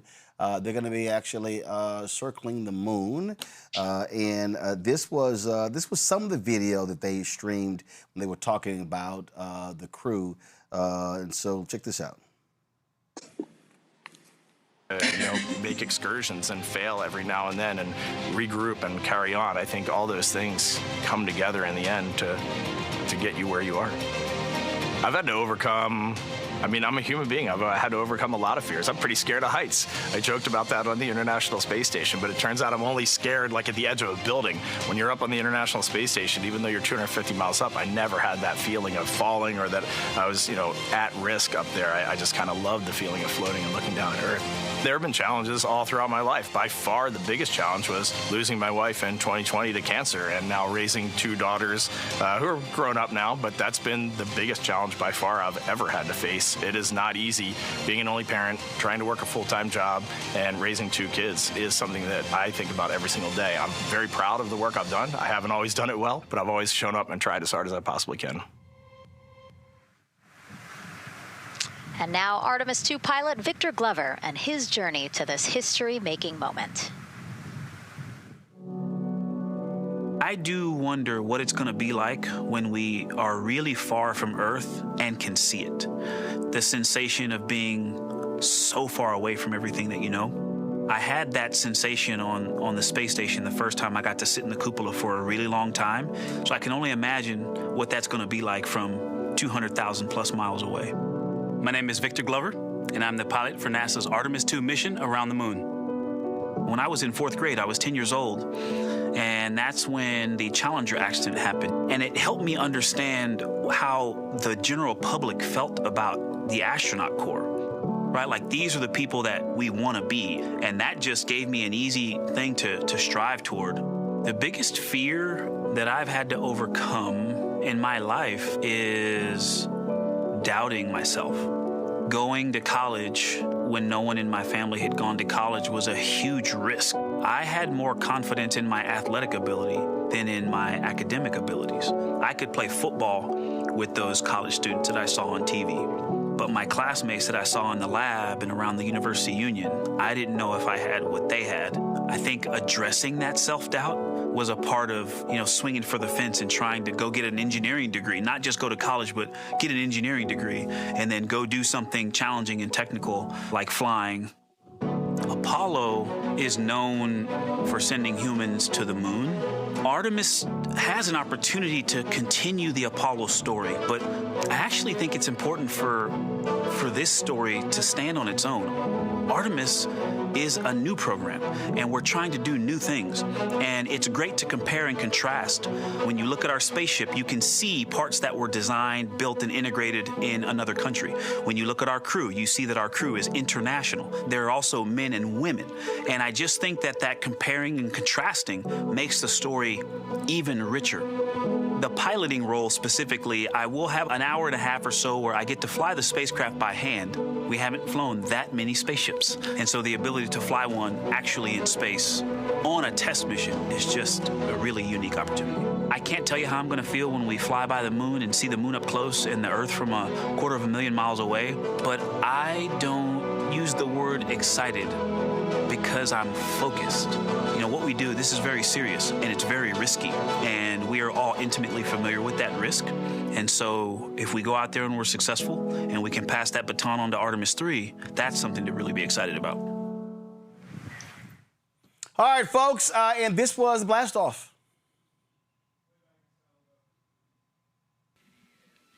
And we're also hearing that the last hatch closure, as you can see in the bottom corner of your screen, they're starting to work on that. That's the launch abort system hatch. There are two hatches, the crew hatch and the launch abort system hatch, and the closeout crew that you see right there, right on time with their work as they go to shut. And you can see it in motion right now, that launch abort system hatch. That's the latest from the firing room. We'll send it back to the host desk. Thank you so much, Daryl. Great news. 10, 9, 8, 7. RS-25 engines lit. 4, 3, 2, 1. Booster ignition. And liftoff. The crew of Artemis 2 now bound for the moon. Humanity's next great voyage begins. Good roll pitch. Roger, roll pitch. Houston now controlling the flight of Integrity on the Artemis 2 mission around the moon. Integrity, AMT high. AMT high. On time, passing 30 seconds into the flights. Integrity passes the alternate beacon. Target milestone. Mission Control Houston seeing good performance on the 4 main engines. Space Launch System core stage. Integrity, 3 miles in altitude. Traveling more than 1,200 miles per hour.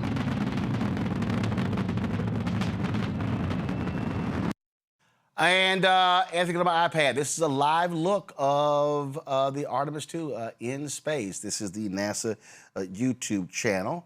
Live look right there. You know what? You know, I guess what's somewhat sad. You know, Michael, I'll start with you. There was a time, I mean, if you look at the 1960s and then you look at the space shuttle launches in the 1980s, I mean, there was a time where that was like major interest when it came to the space program. I mean, it was covered, it was hyped, it was talked about, it was and it was looked forward to. Then it reached a point where even the space shuttle program, where it was kind of like, yeah, okay, whatever. Like it was just a regular plane taking off, and I think that and then when you talk about rekindling that, you know, one of the people, and she doesn't get credit for this, but one of the people who really was engaged in making a lot of this possible, what we're seeing right here, was Vice President Kamala Harris. She was a huge supporter of space, often talked about it. You know, this is just something I think that, you know, I would hope that we would get back to this interest in space here more broadly in the United States.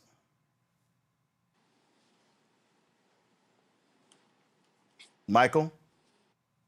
Yeah, you're right, Roland. I don't remember the years when those kind of conspiracy theories started to come out that the moon landing was fake and all those kind of things.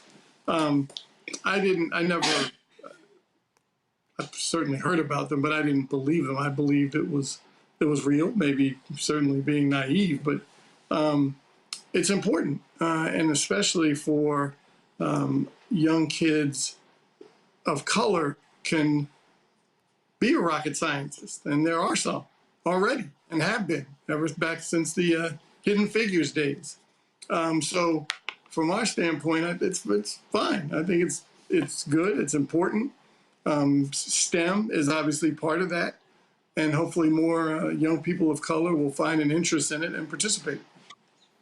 These were photos here, Rebecca, Vice President Kamala Harris, when she spent time with the members of the crew And this was a photo they took there as well.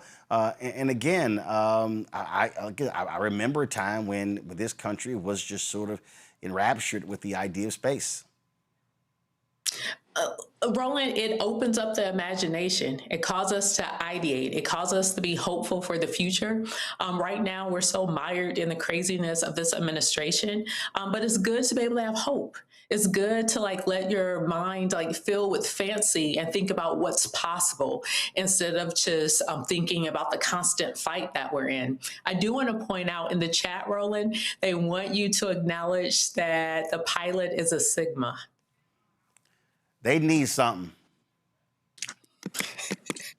I knew that, but okay, and all right, they need something. So okay, I'm gonna give y'all one thing. Teresa. Yeah, I totally agree with my other panelists. NASA and going to space, and that was a whole thing. And so now it's not. It's very interesting in itself, but we just need to make sure the Congress and the Senate is still funding these explorations, because research is necessary for us to know what's going on and come back with the research so we can inform and educate this generation and beyond. Absolutely. All right, folks. Let me thank Teresa. Let me thank Michael. Let me thank Rebecca for being on today's panel. I really appreciate it. Thank you so very much. Folks, on Saturday, I was emceeing the Friendship Public Charter School Annual Teacher of the Year Gala, and it was fantastic to do so. I love the program. I love how they had this great gala, this wonderful event. Black people get all dressed up, black tie event to honor their Teacher of the Year. And this is when they named the winner.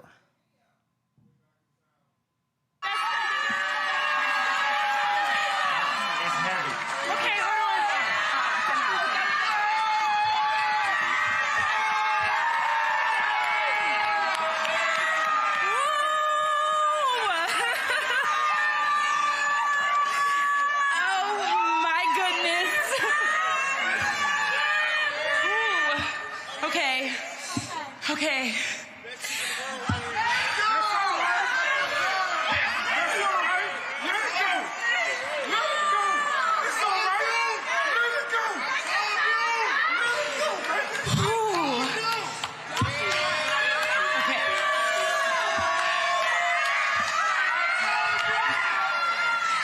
I would first like to say that God has been amazing, okay?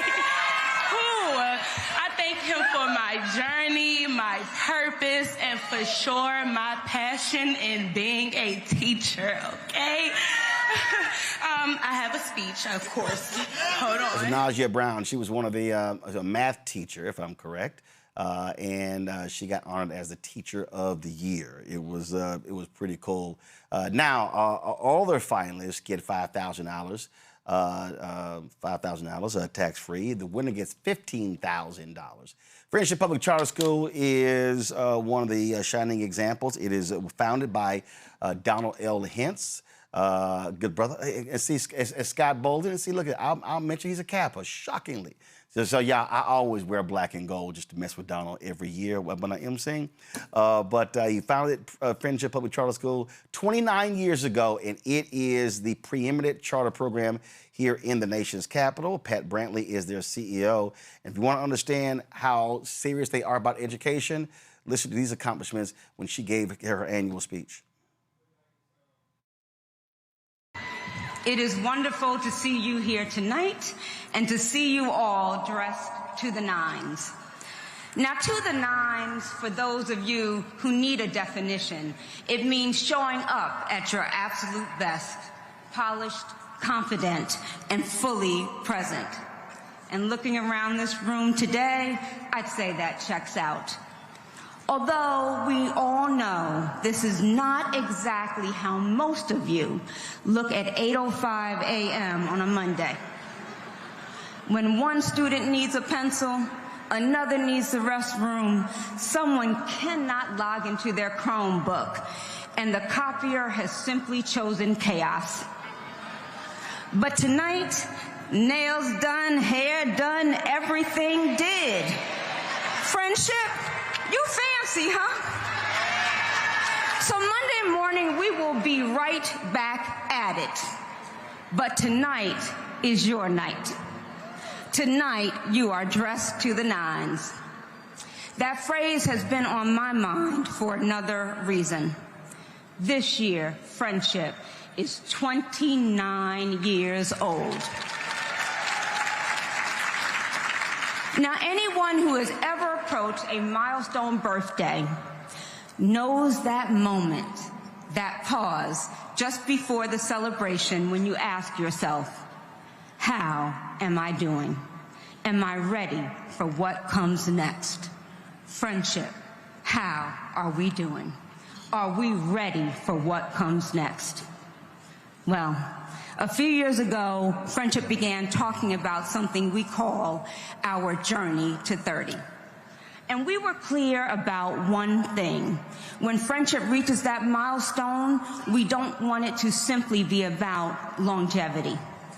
We want it to be about undeniable excellence, about showing the very best of our work, the very best of our outcomes, and the very best of our impact on our home city, this city of Washington, D.C.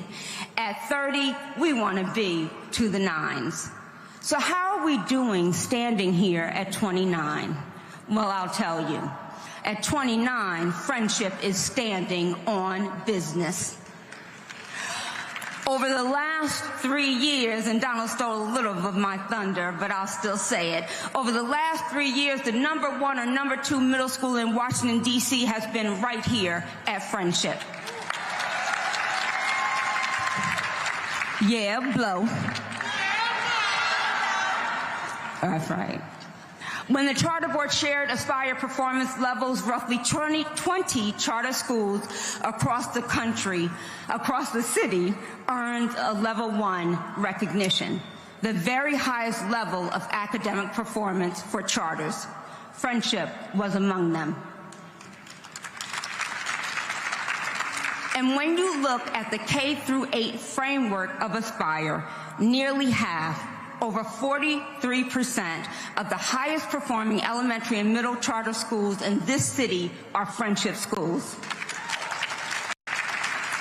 Now, where does that lead our scholars? To Princeton? To Morehouse? A list of colleges too long to recite. And those numbers matter. I want you to hear them and be proud. But I need to say something clearly before we go any further. The numbers are not the stars. They are simply the shadow the stars cast. And the stars are in this room. Before I tell you more about them, I want to acknowledge the people whose belief in this work makes it possible. We are guided by the finest board of trustees anywhere, led by a man who has never stopped believing in what friendship can be, Chairman Donald L. Hentz.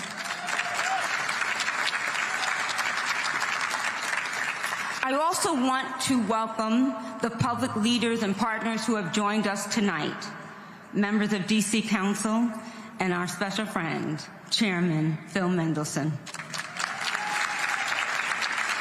Thank you for joining us in every year that you can. It means something that you stand with us for education, and it is much appreciated.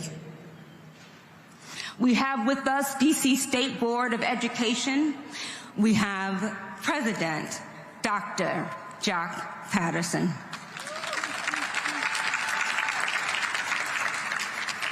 We are also joined by others on the State Board, and I want to thank my very dear friend, Dr. LaJoy Johnson.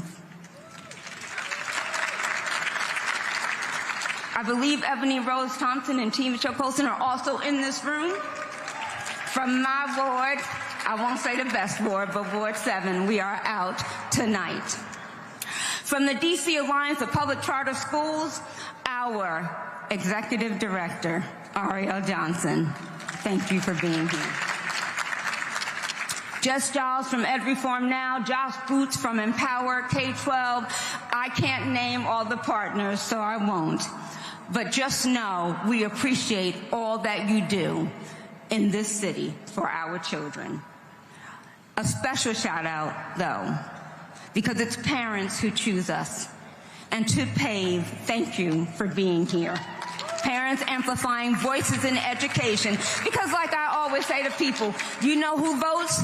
Parents, educators, and soon our children.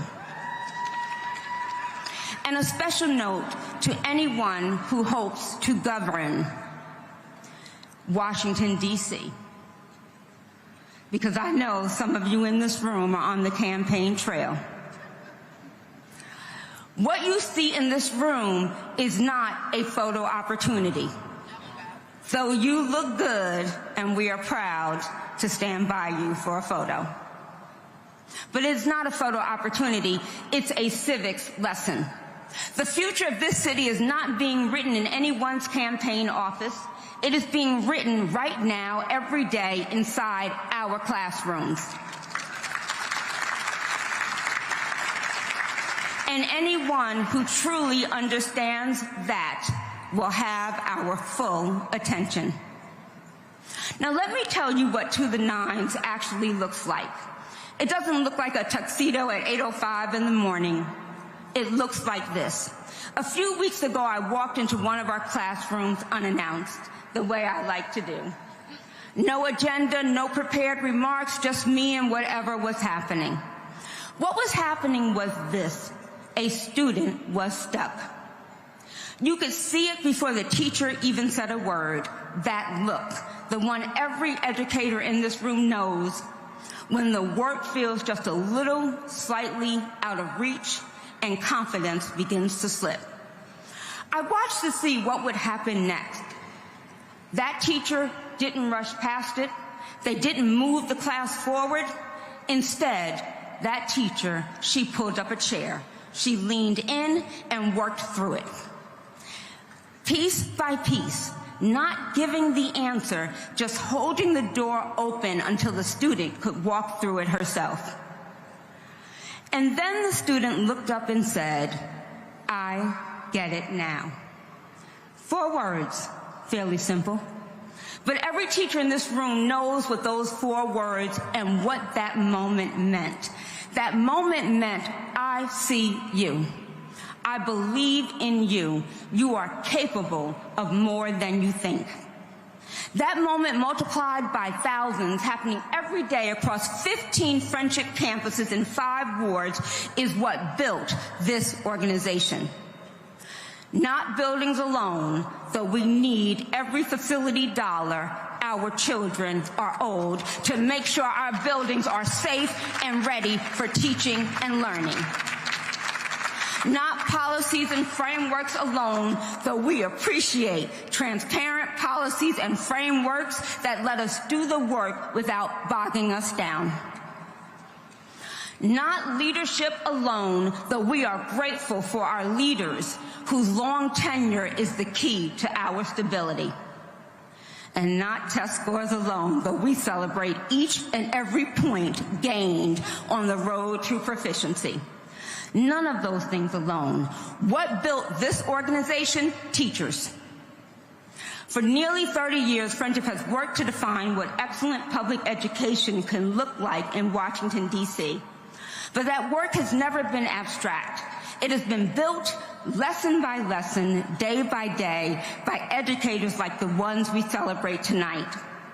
Teachers, you are not a supporting character in this story. You are the story. And tonight, we say your names. We ask you to stand. We ask everyone in this room to show the full depth of their appreciation, because our teachers of the year tonight have earned every decimal. And first, Friendship Armstrong, Shelley and Barrett.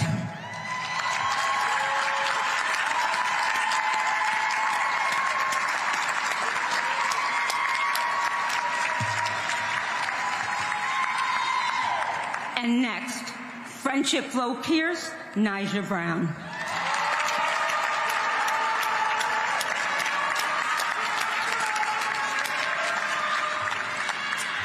Friendship Chamberlain, Kayla Vines.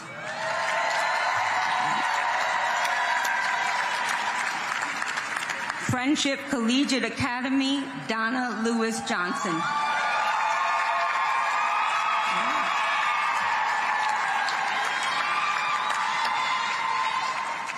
Friendship Ideal, Zanita Hilliard.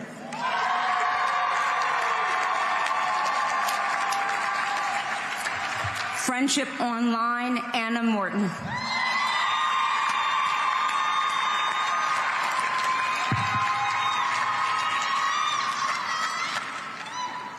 Friendship Southeast, Therese Person.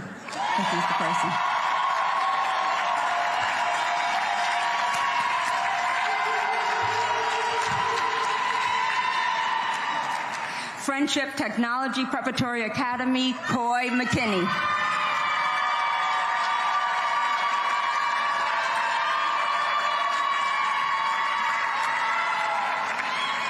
And Friendship Woodridge International, Julian Williams.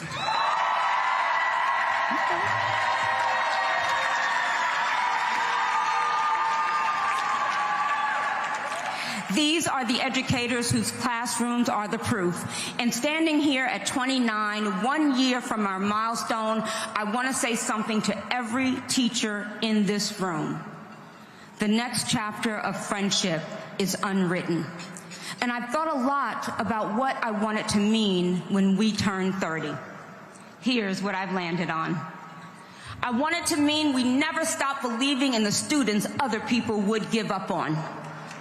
That we never let data become a ceiling. That we never confuse results with the people who produce them. Because To the Nines was never about what we wear to galas. It's what happens on a Monday morning when a student is struggling and a teacher pulls up a chair and doesn't move until that child looks up and says, I get it now. That is Friendship To the Nines. And when this organization turns 30, when we look back at what these years were made of, the proof will not be in our rankings or our report cards, though I assure you they will show it. The proof will be in the hearts we touched. It will be in every student who carries a teacher's belief in them long after the lesson has ended. It will be in what the song says is the only legacy that matters. I was here, I lived, I loved, I made a difference, and this world will see. Friendship, you were here. You are here. These teachers, they were here. And because of them, the very best of this city is still ahead of us. Thank you. And congratulations to our extraordinary Teachers of the Year.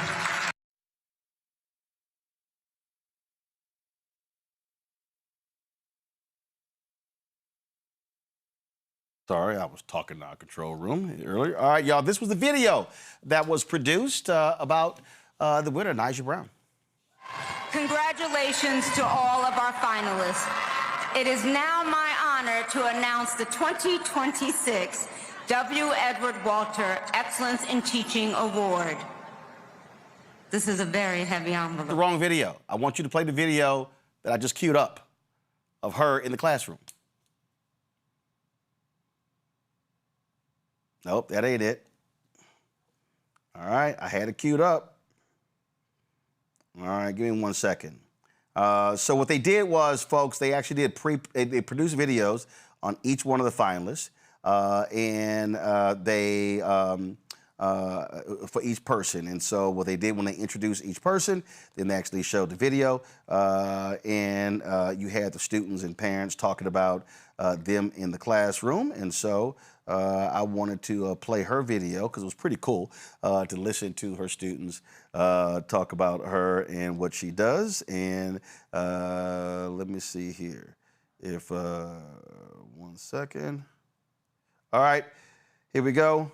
Give me 1 second. Here's her principal introducing her, and then they're gonna play the video. Go. powerful and contagious. She doesn't just teach, she inspires. As a cheerleading coach, she models confidence, discipline, and teamwork, qualities that show up not only on the mat, but in the classroom and in the lives of her scholars. Former students come back to see her. Current students advocate for the opportunity to be in her class.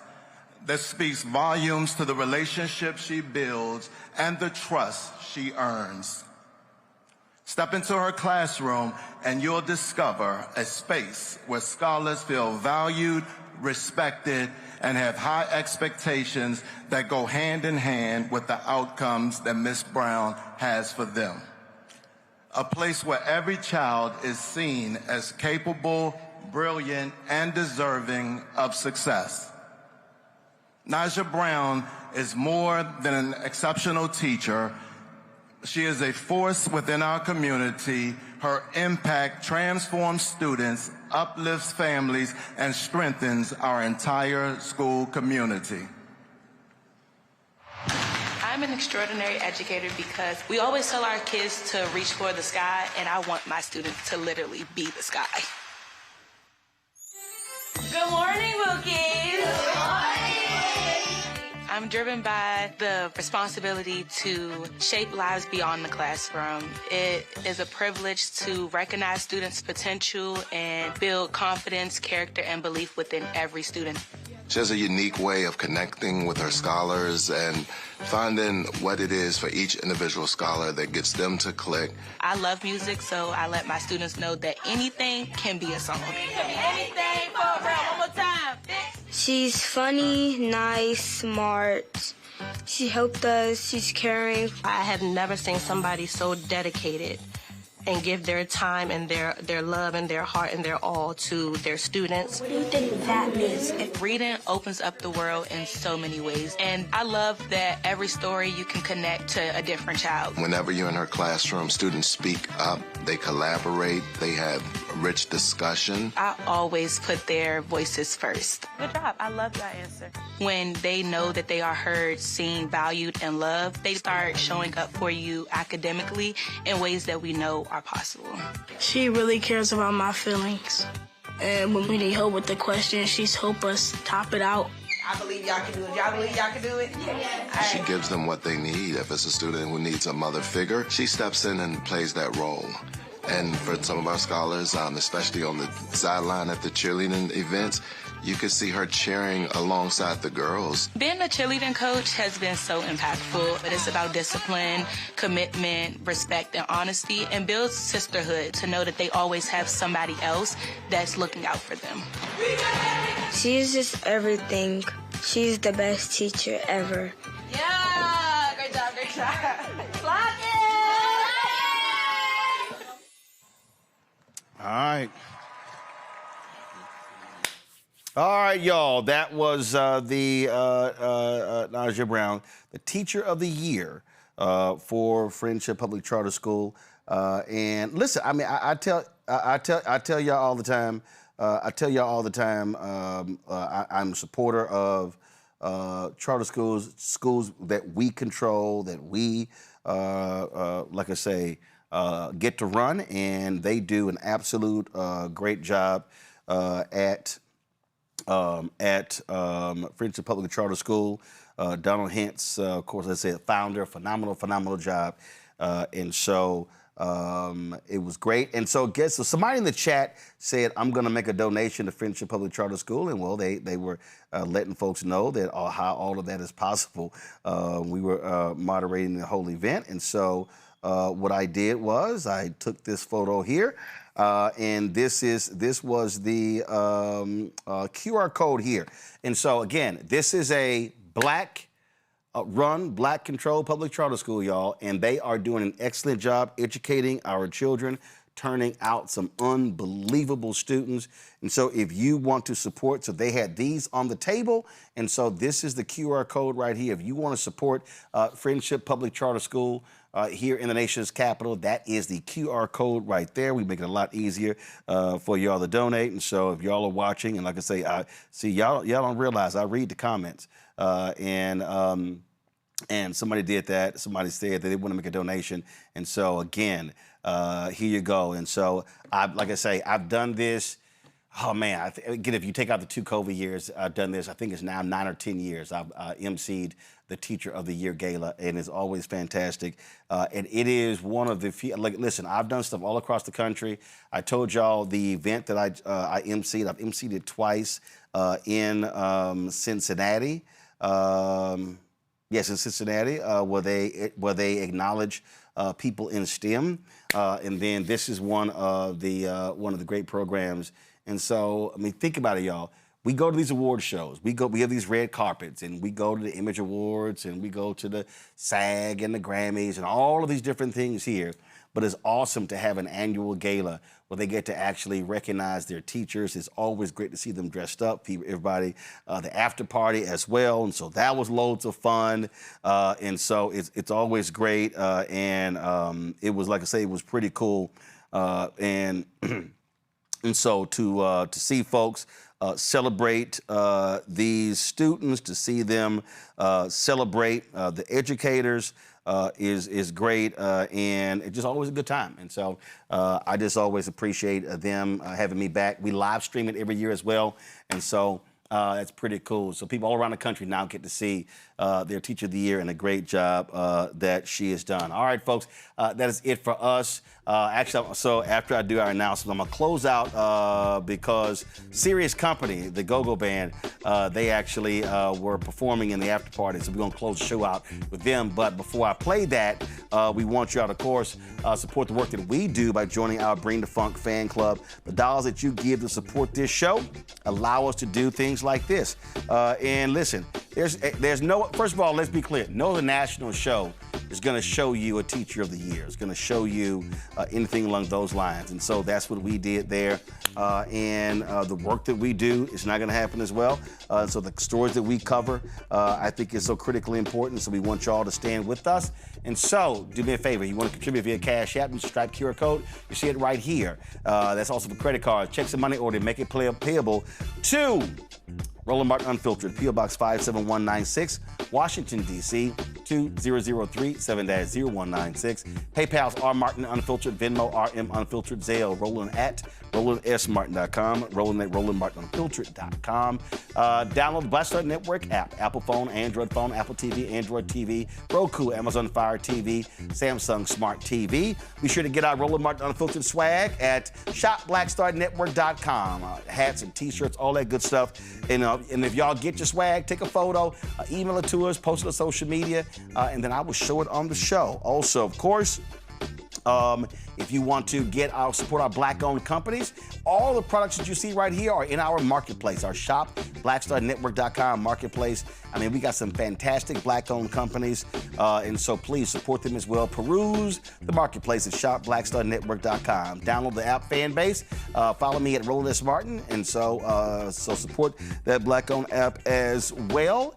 Don't forget to watch every day at noon Eastern, The Breakdown with Brittany Noble right here on the Black Star Network, and so check us out there as well. And yo, I appreciate it, y'all.